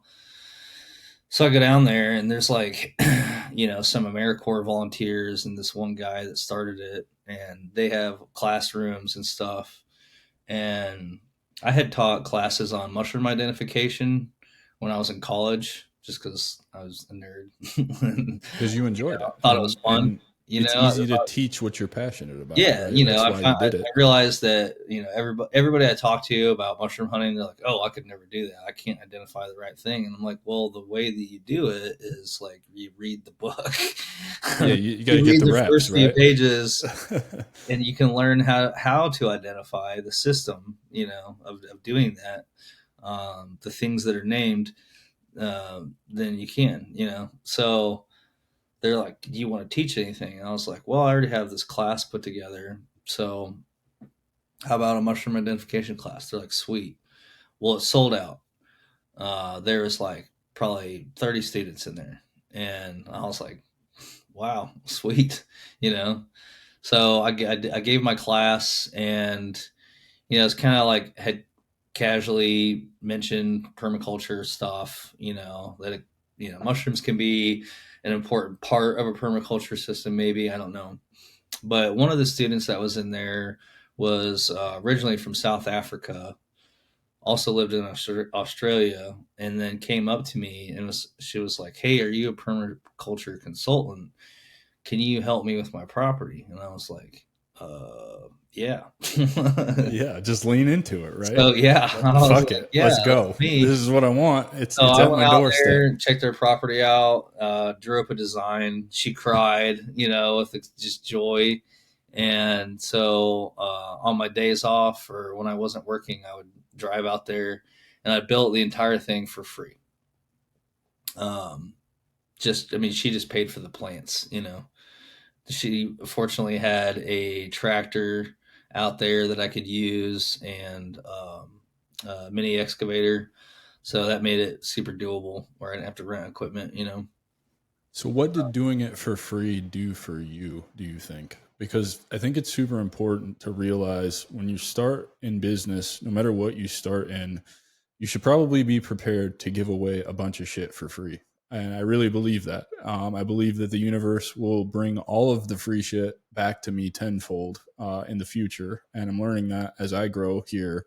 So, what do you think that taught you about building a business? Like doing something for free? Because that's a lot of manual labor, right? That's a ton of manual labor. It was, yeah. I mean, I made trips out there for months, but I had never built one before. Like I got, a PDC, a design certificate from taking this year-long course on the internet, and but it was all theoretical. I got Bill Mollison's book back there. Like everything that I know how to build a pond in theory. I've never actually built a pond yet because I haven't had an opportunity. But um, so I was excited to just like do these like hugelkultur beds where you like bury wood and then build a garden bed on top of it. I thought that was cool. Um, but I had no, social proof. I had no evidence that I was actually capable of doing this in the first place. So I was just thrilled for the opportunity to play in someone's yard, to be honest with you, and try my hand at, designing a functional landscape that had, that looked cool, because it was in her yard. So I wanted to make something that looked, like very inviting place to be in, but also was completely very much abundant, with food. Like I had inoculated maitake logs and lion's mane logs in the garden beds, and um, shiitake, reishi, oyster mushrooms, all of it. Um, and after I built the first one, that got me my second client, which was a basically 2-year project. That's the one where I built the bridge and a greenhouse and retaining walls and mushroom pond and terrace garden beds. And I mean, I was very busy on that project. So basically, doing that work for free allowed you to test your idea, see if you were actually as passionate about it as you thought you were, confirm that you're capable of doing it, and it brought you another client. Yep. And And that's after I made a lot of progress on that project on my own pretty quickly because I was renting the house on the property. So the whole thing was like my backyard, which was a curse and a blessing at the same time because I could just never escape it. Every time I go out and look on the porch, I'm like looking at all the shit that I need to do still. But once I got to a certain point, it was awesome to look at all of it and see what I built. Um, and then, so while I was working on that project, uh, somebody else had found out, that I could like terrace slopes and put orchards on them. And so he wanted me to come out and do something and this is like on a normal street in a neighborhood. Um, so I start tearing his slope apart and his neighbor's like, well, I want mine fixed too. So I ended up working on both of their projects basically at the same time. And then, at that point I had 2 employees because I just couldn't do it all by myself. But it's just a testament to you put yourself out there, right? And the theme here is being vulnerable, right? So you learned how to form this relationship with vulnerability to allow yourself to feel your emotions again and know that it's okay and that was the secret, right? And then you have to be extremely vulnerable to put yourself out there to teach this mushroom class. And then you're vulnerable again because you just told this lady, yeah, I can do this, right? Like you're confident in yourself. I can do this, right? So that's being extremely vulnerable. And now you're just, because of all of that and leaning into it, you have a business that you can't even keep up with at this point, right? You're now hiring 2 people and things are working out. And I just think that really speaks to veterans in that if you want to be an entrepreneur but you don't know where to start, be vulnerable, put yourself out there for something that you are genuinely interested in and passionate about and see what happens, because I think you're going to be pleasantly surprised. Would you agree with that? Yeah, I mean, it's always worth, working on something when you're doing it for yourself. Um, I mean, I honestly don't think that I could go back to, having a boss tell me what to do, because No matter how hard it is. what do you mean? Well, I mean, building a business is not easy. You've said twice in this show, right, that this is the hardest thing you've ever done. It's harder than anything you've ever done in the military. And I know RIP's not easy. And I definitely know stalking in sniper school gets everybody, right? So you've been through hard shit. Deployments aren't easy, like that first firefight you told us stories about aren't easy, but you know, I'm the same way that you are. I'm not quitting this. This is it for me. Like this is for me, this is for the audience and to make a difference in our community. And that's what I'm rolling with until the wheels fall off this bitch, right? And so would you, I mean, no matter how hard it gets, have you, I'm sure you've considered going back to work for somebody, but you just won't do it, right? Because the fulfillment that you get out of working for yourself, nothing compares to that. Yeah. So, well, there's a couple things I was thinking about while you're talking. One is I wanted to clarify that I did just jump right into my business, right?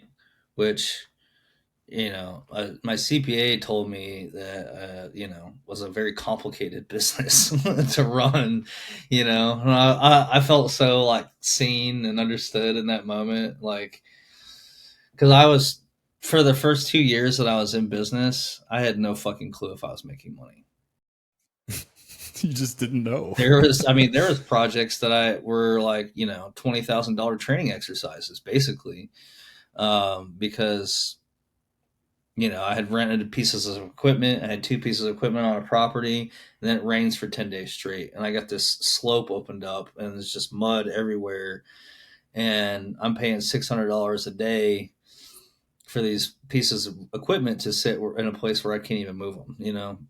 Um, and just really not knowing how to price projects appropriately. Like I did, I lost a lot of money. Probably I left a lot on the table.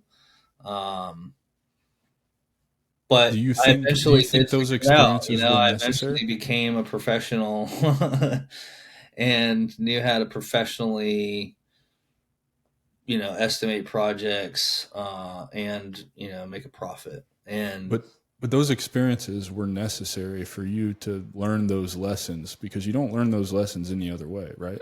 There's no way you can learn how to bid a job for what it is that you're doing unless you just bid that first job and do it and learn the lessons, the hard way, right? Essentially. yeah, and I was fortunate with that big client that I had where I built that whole farm. That was basically time and materials, and she was okay with that. She got a great deal on that project. Anyone else, it probably would have cost them 4 or 5 times as much as it did her. If she would have found me, years later.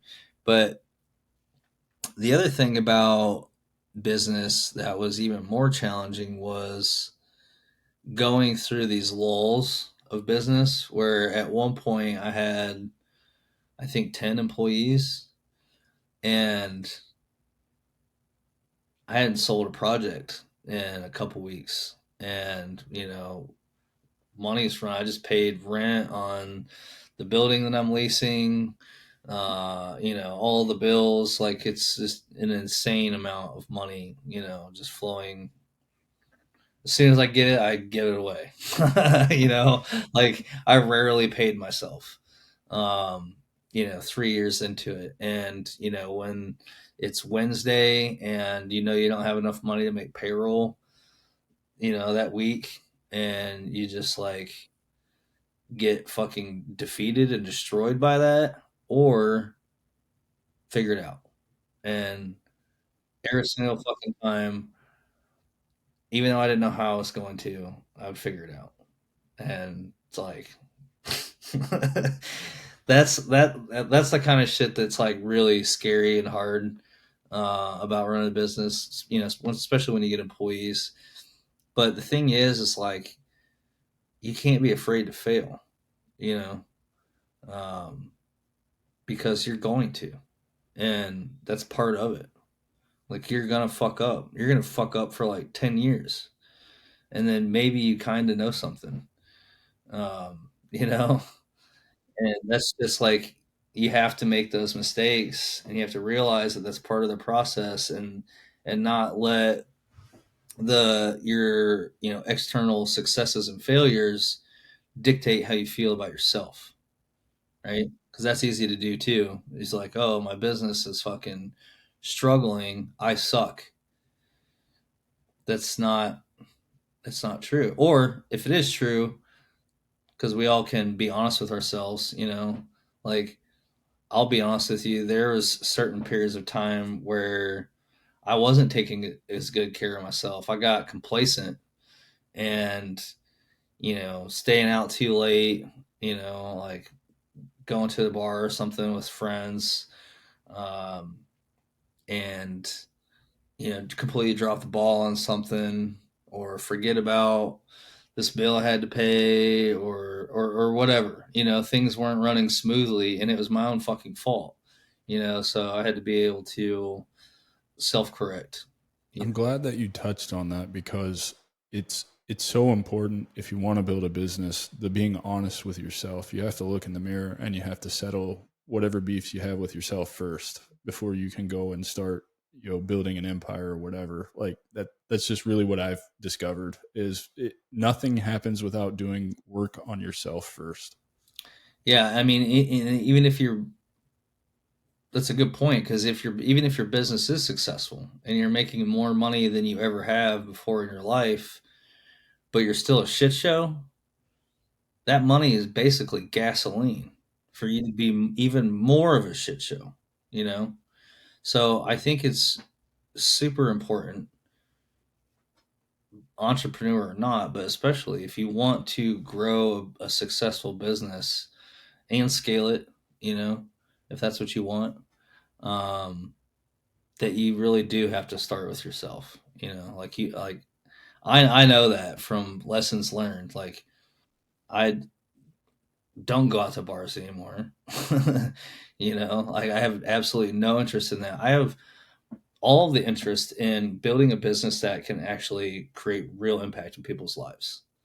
And I know that there's no fucking way that I'll be able to do that, to be able to have the mental horsepower to build spreadsheets for cost of goods sold and figure out and teach myself about how to use these different vehicles for investments and fundraising. And this is all stuff that I have to learn, and teach myself how to do, let alone do it. Like my most frustrating thing I'm dealing with right now is content creation. Like I have an insane amount of knowledge about health and wellness in my head, but apparently every time I make a video, I'm boring as fuck. So I'm like, I have a video editor. It's like, can you just like maybe next time do it with personality? It's like I was. That was me with personality. Maybe put like a Ranger private in front of me and fucking scream at, and people would be like, "All right, I like this guy." I mean, it is the internet. They might actually like that if you start yelling health slurs at Yeah, people. But weird so face.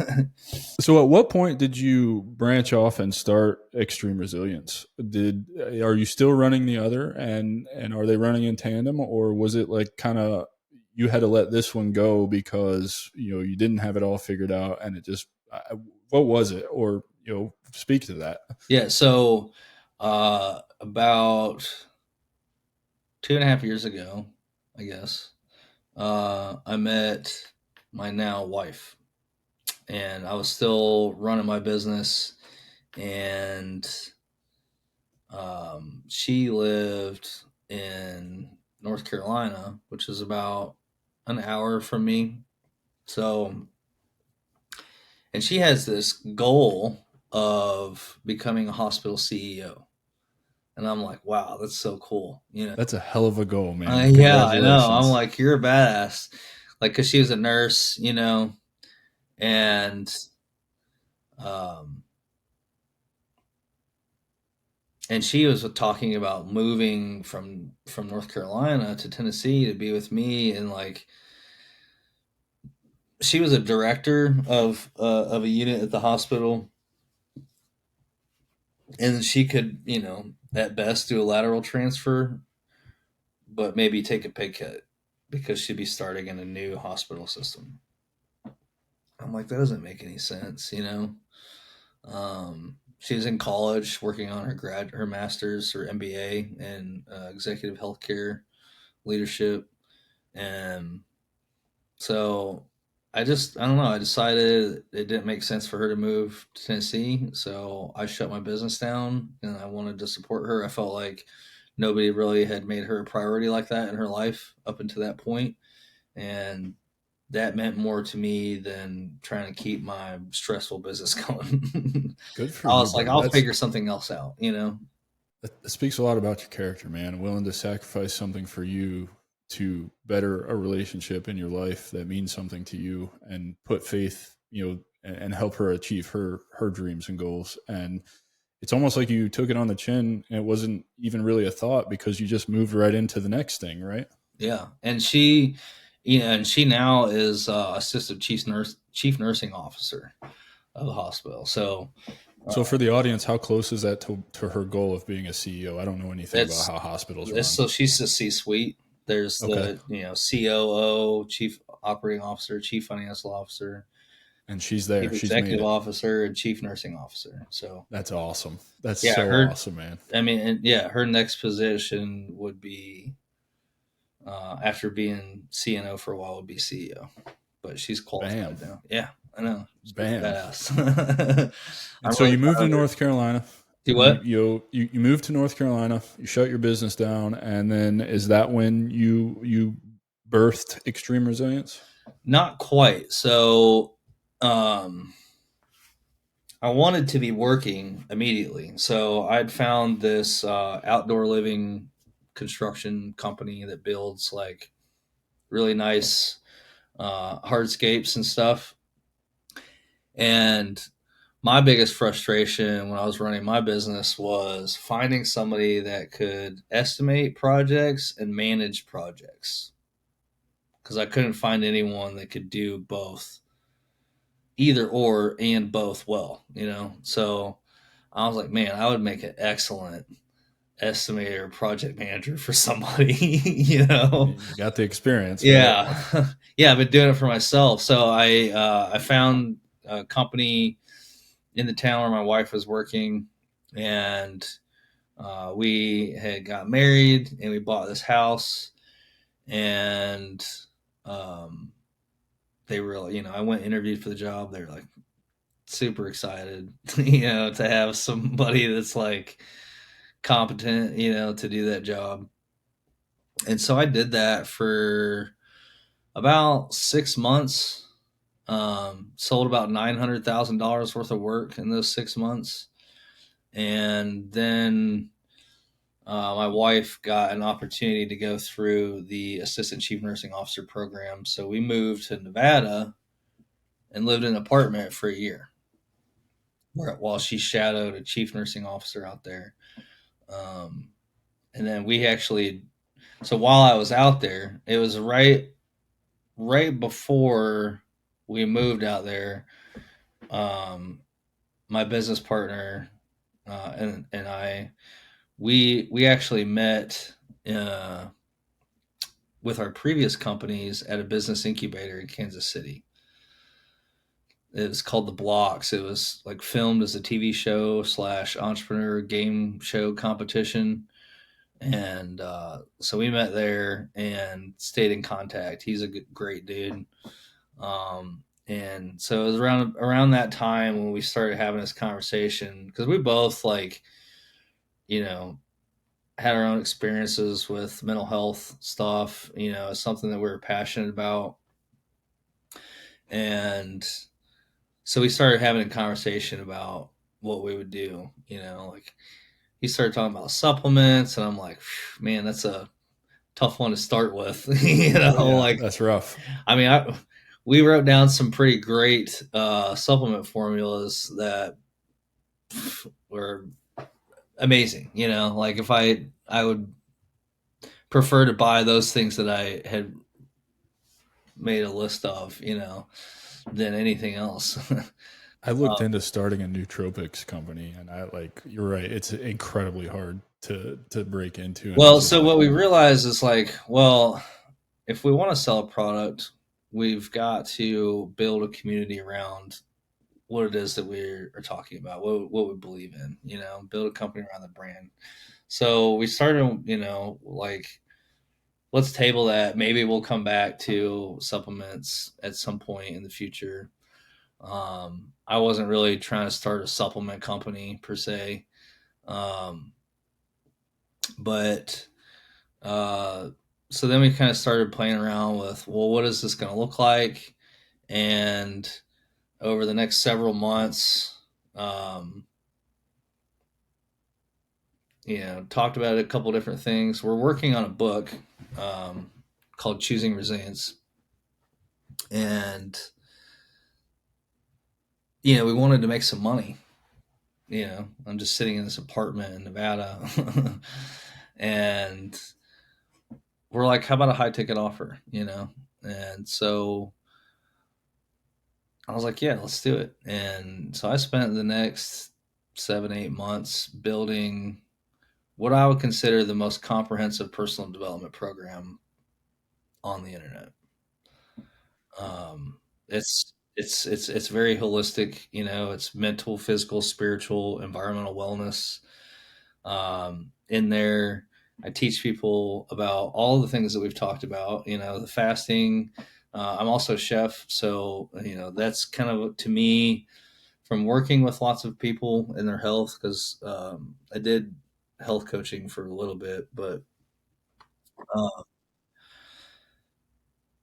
I think the thing that people struggle with the most is like their relationship with the kitchen. They like don't know how to cook. They think eating healthy means boring salads and ground turkey, egg whites, and it's simply not the case. I know I had Costco pizza last night, so like I don't know if that's healthy, but it's definitely not healthy, yeah. but also, like it's okay to build it into your routine every now and again. Yeah, for sure. Like you I don't love have to be pizza. miserable all the time. Yeah. Um, so I teach people about this cooking theory I've got called whatever's in the fridge. Um, I try to think of like solve every problem that somebody might have when trying to create sustainable changes to their lifestyle for the better. Um, and made an exercise for it. I've got classes on self-discipline, character development, mental toughness. I talk about trauma healing in there. How to Trauma leverage healing is such a your big one. network for success. Like, and then breaking down relationships, like discussing um, I just had a brain on blank. Um, Anyways, It's TBI, there's brother. lots of stuff in there. I even kind of dip my toes into nutrigenomics a little bit for people to kind of understand that you can eat and turn certain genes on or off with the foods that you're consuming. Um, Do you talk about gut optimize all of health? that stuff. I teach people. I have a whole eating protocol that I guide people through on the program that's designed to kind of mimic what I read in Alberto Villalo's book, which is to grow a new body. So I realized that fasting is difficult for people that have never done it before. So I start with Walter Longo's. He kind of coined the term the fasting mimicking diet. Um, so we do that elimination diet, intermittent fasting cycles, and the whole time, they're learning how to cook and prepare meals and healing the gut. Um, I don't know. So you do cover gut health because that's one of the big things that, man, when I reset my gut, life got way better. I didn't realize how connected everything is to your gut and your gut health. Well, the tube, you're basically a tube, the tube that runs through your body, if you were to stretch it out completely, is the same surface area as a tennis court. So, our largest interface with the environment is the gut. And when you consider the fact that you're not really normally absorbing food directly, you're absorbing the secondary metabolites that have been pooped out of a bacteria that were eaten by another bacteria that were pooped out. And then that's what you're absorbing. It's like, okay, those are molecules, and food is information, you know, and you're feeding, guts or bugs in your gut that translate that information into something that we can use. So our DNA is constantly responding to environmental stimulus, and it's just, yeah, the gut's super important. If you eat like a feral 6-year old, then you're going to have a permeable gut, and all the poop and microbes, food particles, whatever you clean your house or your body with, pharmaceutical drugs, all those things are just leaking out into where your immune system is, into your bloodstream. And now, instead of all that stuff being contained in your intestines, you're in a state of chronic systemic inflammation, and that's where you run into trouble with, diabetes, obesity, cardiovascular disease, and stuff with the mind, because on top of all that, you have an enteric nervous system. There's more neurons that coat your intestinal walls than there are neurons in your spine. And those are all connected to your brain through the vagus nerve. And all of those bacteria and fungi that live in your gut, a lot of those secondary metabolites they're secreting that you absorb from your food are neurotransmitters. That's cool. I Neurotransmitters just like I just learned something new. dopamine, That's awesome. serotonin, norepinephrine, epinephrine, GABA. All those things are manufactured. 90% of all of that stuff that is in your body is manufactured by microbes in your gut. So it's directly correlated to your mental health. I love that, man. Thank you for educating us on that, because I can't stress enough how important and how meaningful learning about gut health was for me. Because when I reset my gut, dude, like you said, that chronic inflammation, pre-diabetes gone, high blood pressure gone, everything, more energy, my mental health got better, all from just watching what I put in my diet. The big one for me, I'm a sugar addict, big time. Sugar, refined sugar is the devil to me. I won't touch it. I've taken it to the extreme. Like when I buy bread at the store now, typically we don't buy bread a lot. My wife makes homemade sourdough, which is way better for you anyway. But and I enjoy that because she cranks out a loaf and she's like, "Oh, this is a shitty loaf. Don't eat it." And I'm like, no, sorry about that. I don't know why that just happened. I'm supposed to be in do not disturb. Thanks, Apple. Anyway, I want to talk about the differences between what you built the first time and what you're building now, because I'm kind of trying to get people to come to me to help them build a digital business. And it's very different than building kind of a manual labor brick and mortar like what you had with equipment and all of that. And you touched on it, like you need an audience, right? So that's the first place you have to start, and building an audience. And so talk about some of the challenges that you faced while trying to build this, particularly with a high ticket offer, because that's a hard sell, right? And you got to come correct with what you're offering in order to do that. So walk us through how you learned about building an audience, putting together an email list to sell what you're going to sell, all the challenges with learning marketing and all that good stuff. It's an incredible amount of work.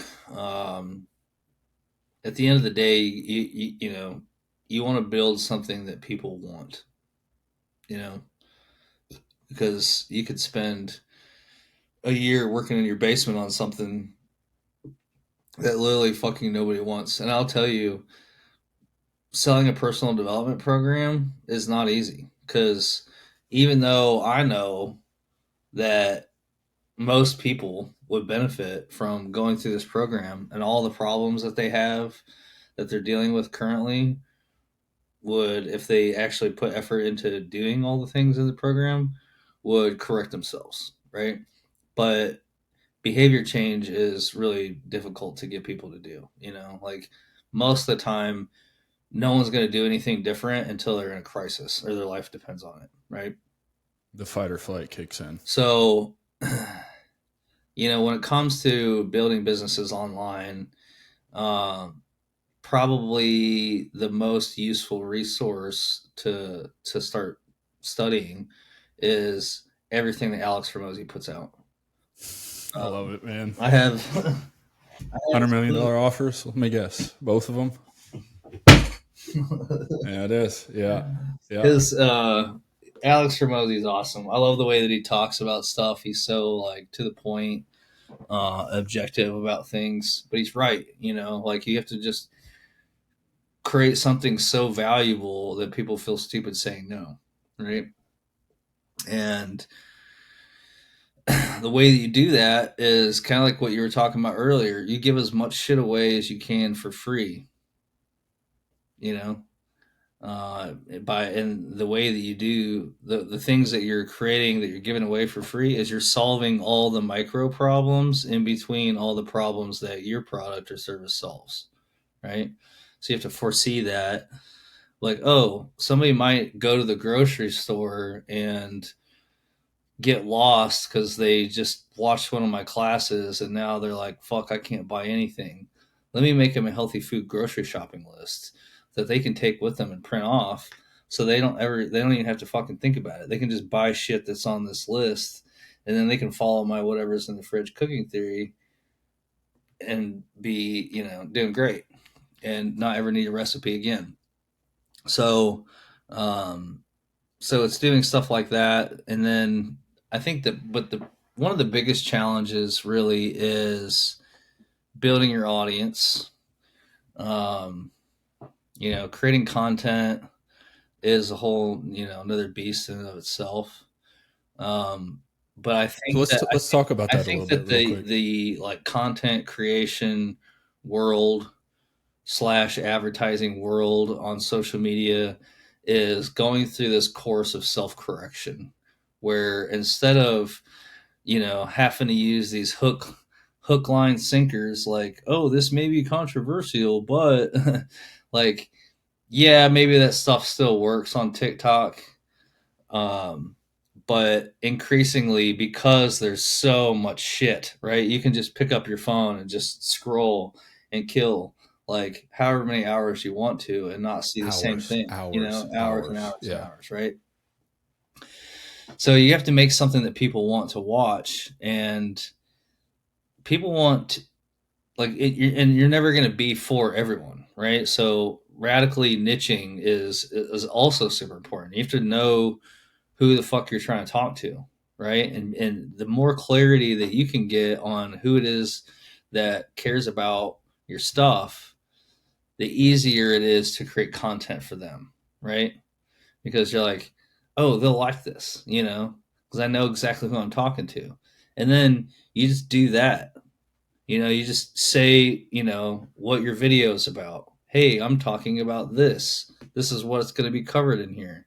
And then you start talking about that stuff, Um, and You also have to know where that audience lives, right? What platform are they on? Are they on LinkedIn? Are they on Instagram? Are they on Facebook? It's kind of a problem I'm having now, right? Like I want to reach the veteran community, and by far and away the largest, gathering of veterans is Facebook. And I'm not a Facebook fan.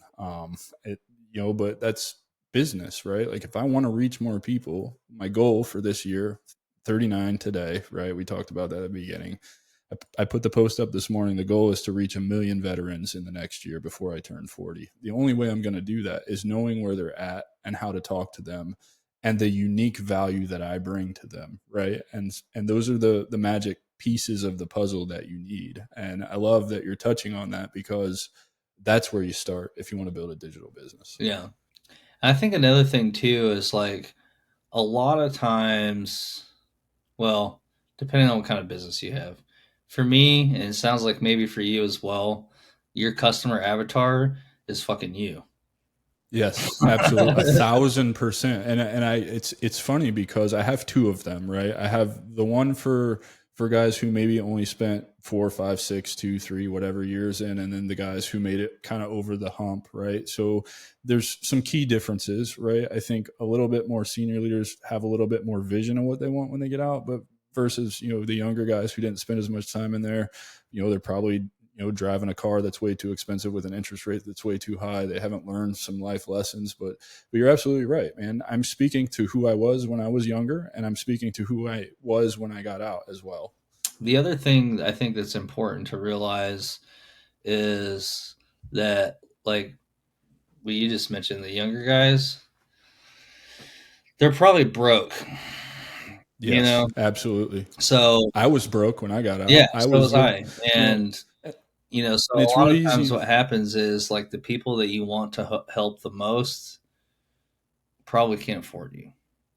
And that's where the free comes in, like you're creating this podcast and you're putting out lots of great information for free, right? So I think that that's a great way to get started, is to just talk about your stuff, like whatever it is, just talk about it on as many platforms as you can, and just make all that stuff free. And then once you've got, a little bit of an audience, things start to get easier to sell. And I don't want to get super into the difference between a low ticket and a high ticket offer. For sure. Low No, you're ticket good. is something that's not expensive, that you don't need a salesperson to manage. People can just go to your website, purchase the thing. It's pretty low risk, like, oh, it cost me $10, great. Just to get you in the funnel.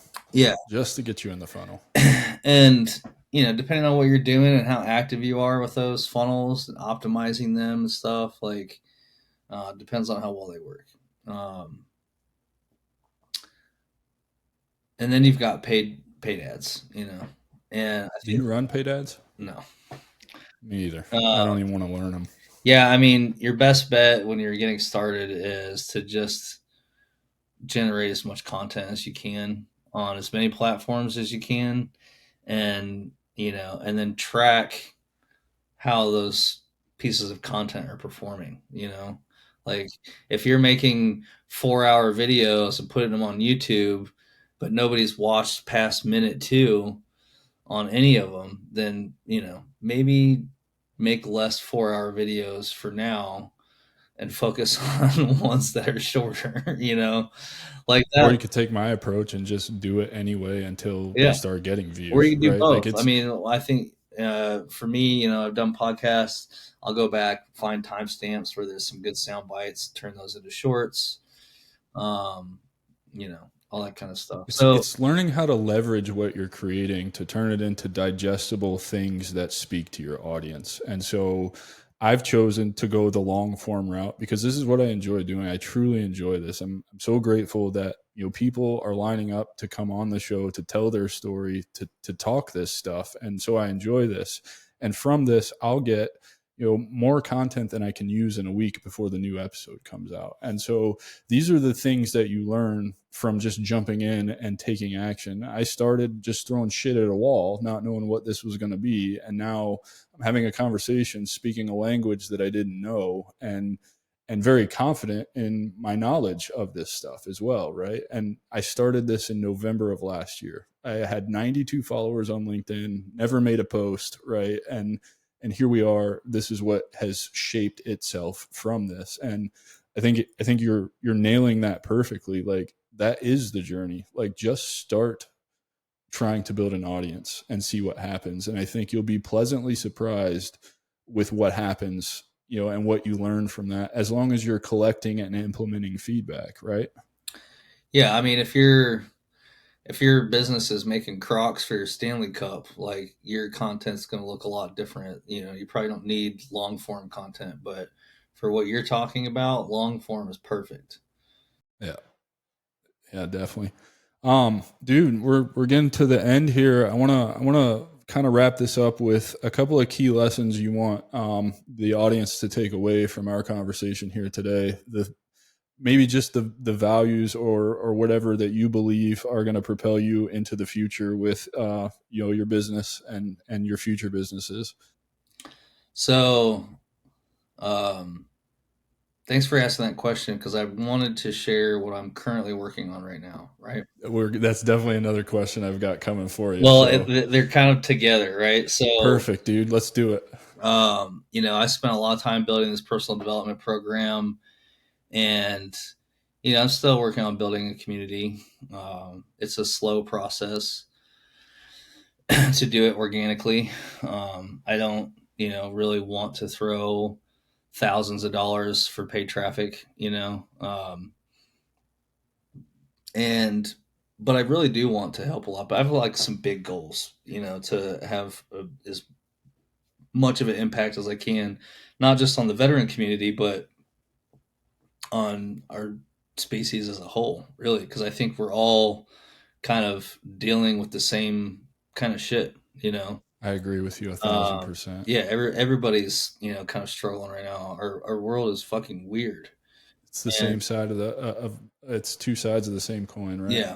yeah, everybody's very disconnected, and put into different camps, and that's the worst possible thing that you could do to a community is to make them not a community, because human connection is arguably the most important factor for one's ability to be resilient, right? And we talk about that so much on this show. I'm fascinated by the blue zones. And so that's the one thing all these regions in the world, I think there's 7 or 8 of them, have in common is the sense of community and human connection while they're living to 100, 110, 120 years old. Well, there's that, and also they're on the Ring of Fire.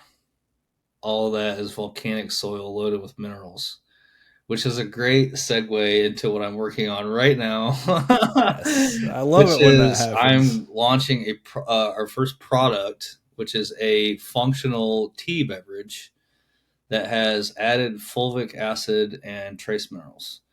And I can't really stress enough how amazing adding trace minerals is to your diet, like all the things that they impact, from the expression of genes to interaction with other vitamins, minerals, hormones.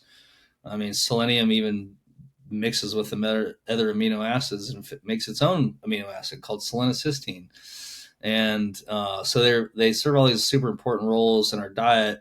And if you're buying your food in the United States, at least, it's like not really having any minerals in it because of our farming practices. So um, I'm launching this project. It's this functional tea called Resilient as Fuck. Yeah, It and works, dude. um, I'm really excited about the project because it's something that I'm trying to use to help capitalize myself to build community. I'm literally building a brand around connecting everybody, around personal development, about taking charge of your health. And um, so that's, kind of the initial impetus to start working on it. But I wanted to make it tea because tea is also healthy. I'm not going to put any crap in this beverage. There's not going to be any sugar, no sweeteners. Sorry. um, but staying away from that, it's just literally going to be tea, water, and fulvic minerals. And what makes the tea part fun for me is because I get to come full circle, and I'm planning on supporting regenerative agriculture through this project.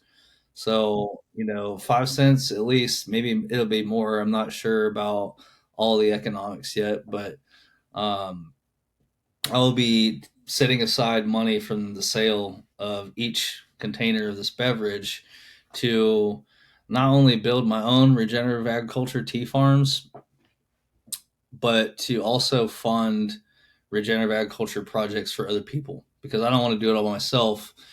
But I would love to work with organizations like the Farmer Veteran Coalition or Rodale Institute or any kind of veteran entrepreneur communities. Doesn't have to be a veteran, although I wholeheartedly believe that agriculture is an awesome career for a veteran, because we didn't talk about this that much, but having task and purpose, doing something meaningful is like essential to a veteran, to anybody really, but especially a veteran, to feel great about yourself and to thrive. We got to be doing something that means something to us. And, having another opportunity to serve your community by literally growing their food in a healthy way, I think is awesome. And so I'm planning on creating a fund to not only help people start a regenerative agriculture farm, but also teach them how to do it. So they're not just gonna, it'll be like a regenerative agriculture business incubator.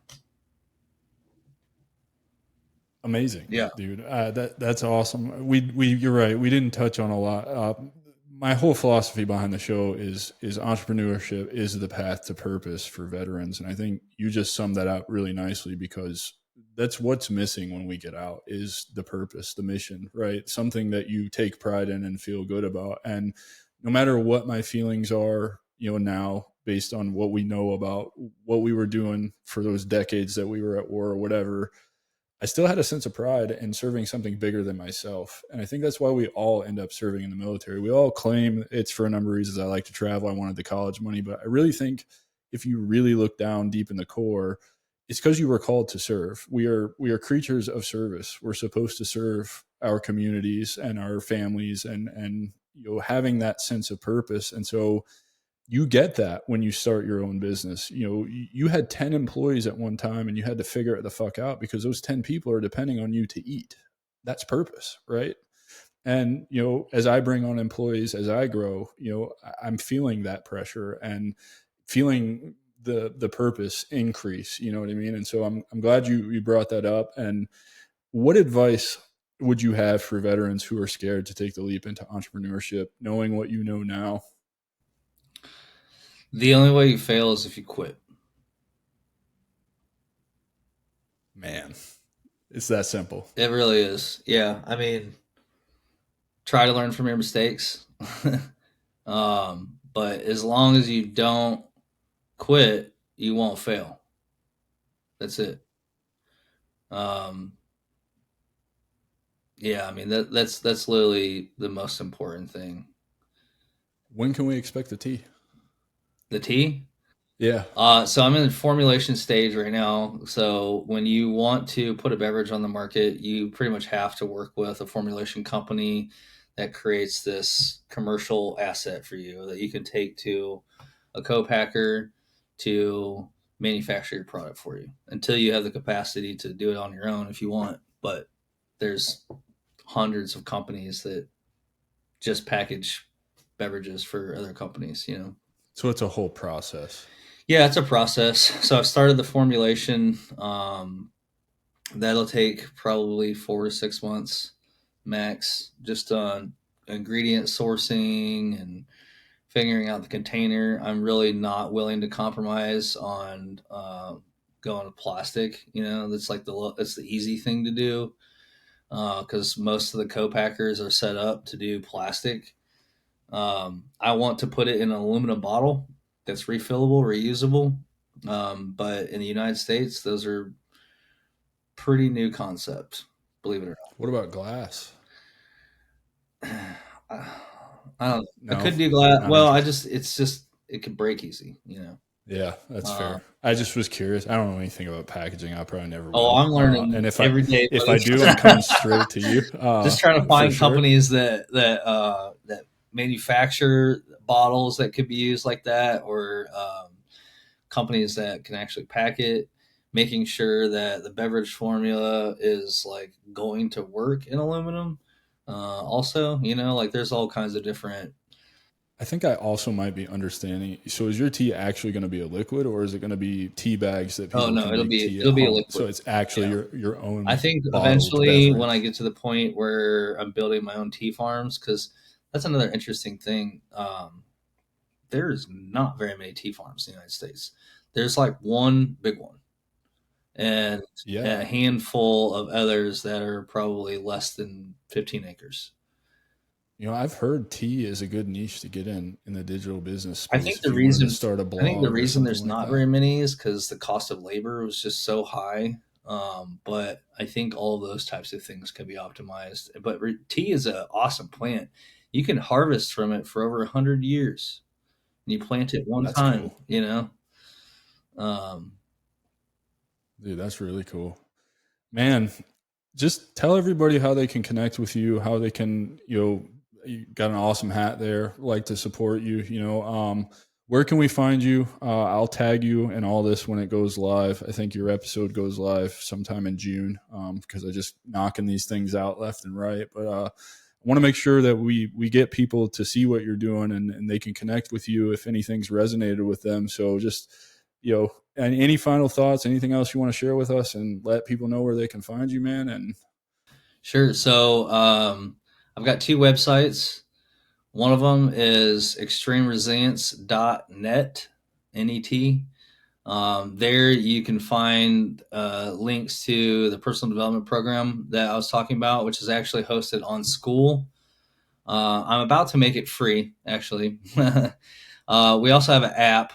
It's called Extreme Resilience that allows people to track their movement if you've got a wearable device, and also your macros. So you can literally plug all that in to this app to keep an eye on how you're doing with that stuff, all in one place. And then so with the purchase of the app, you get free access to a program that I was going to charge $5,000 for. and that's the personal development course, Yeah. dude. Yeah, I mean, well, the $5,000 was going to come with personal training and resilience coaching. Um, this is going to be a self-guided version of that. Oh yeah, for sure. I'm working on putting together a high ticket coaching offer too. It's a 12-week program, small group. Hopefully they're going to walk away with like some solid tangible branding stuff, maybe a one-page website and maybe a couple of email automations or at least a welcome Yeah, sequence. School's a So great like platform.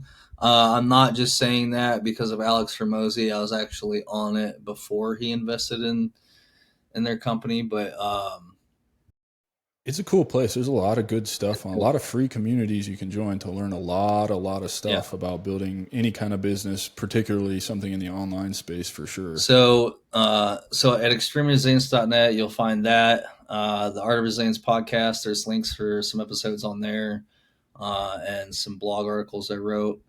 And then the other website, which is resilientaf.us, that will take you to my current project of working on this beverage. And it's just a landing page. We are getting ready. We're starting pre-seed, seed round fundraising right now. So if anybody's interested, I'd love to talk. But you can also pre-order cases. Nice. So you are doing Yeah, pre-sales. yeah, Cool. yeah. Now I know I'll be I a mean, buyer. I was thinking about it, and it's kind of interesting going from like, well, I'm going to make this beverage, and I'll probably make a bunch. That'll all be great for your health. Um, but going from that to, I also want to build regenerative agriculture farms all over the country. Like that to me is more meaningful. So it's like I think a lot of people care about that too. People really do care about sustainability, and that's increasing more and more, and they care about their health. So um, I kind of view this beverage as a way to give a lot of people an opportunity to become an impact investor in this mission.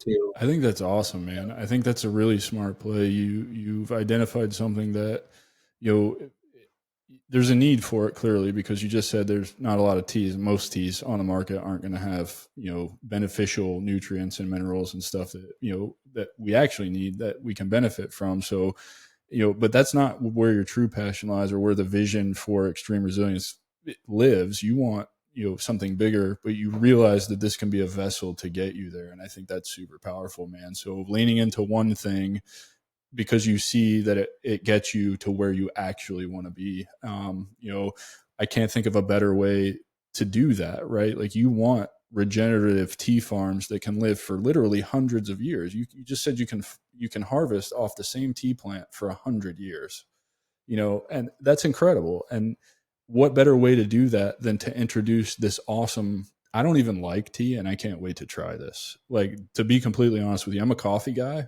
And coffee, I have a very particular relationship with coffee so that I don't become addicted to it and all that, because it's not good for you when you do that.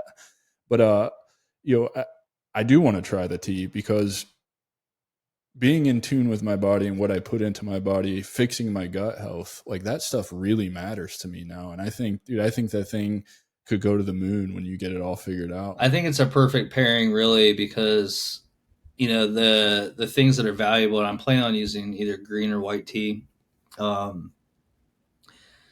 is all these polyphenolic compounds, these like phytonutrients, the flavonols, the catechins, and all that stuff. Well, all of those things are also present in fulvic acid complexes, right? It's not just one molecule. It's fulvic acid, humic acid, and over 70 trace minerals, right? That all are in this, black solution.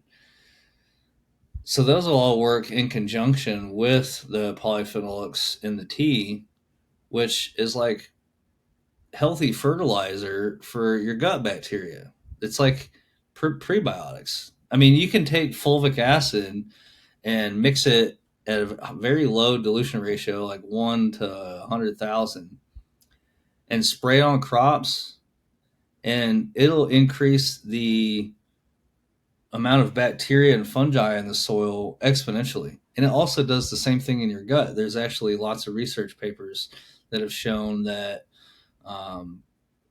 even at low doses, that the microbial population in your gut bacteria will increase over 30% in less than 30 days. That's insane. And it binds heavy metals. It helps you hydrate faster because of the size of these molecules. It just pulls water into cells. So you're creating a superfood. It's really cool, man. Check out fulvic acid and fulvic mineral complexes and just see what the research is. It's super exciting. Hell yeah, man. Dude, thank you so much for being here today, sharing your story with us and all the great things that you're working on. I can't wait to put this one out to the audience and let them find you and discover you and everything else, man. I think you're doing amazing work. I'm definitely going to go buy some of your swag to support you, and can't wait till the tea comes out. You'll have to stay in touch so that I can make sure I get some. Oh, yeah, dude. I'll send you some. I think I'm still working on the formula, but I'm pretty sure the first one's going to be like a white peach mint green tea. Nice. Yeah. Nice. All right, brother. Thank you so much for being here, man. We'll have to do this again soon. I had a ton of fun, man. I really appreciate you. We'll see everybody next week. Thanks for tuning in. That's our show, and I'm truly thankful you've joined us at The Strategic Veteran. If our conversation today sparked curiosity or if you're ready to elevate your game, I'm here to help. Visit thestrategicveteran.com for exclusive show notes and resources, or to book a coaching session directly with me. Take a moment to subscribe to our podcast and share your review. Your support makes all the difference. For more insights and daily strategies, let's connect on LinkedIn and keep the conversation going. Remember, this isn't just a podcast, it's your strategic advantage in action. Until our next rendezvous, stay bold and continue the mission.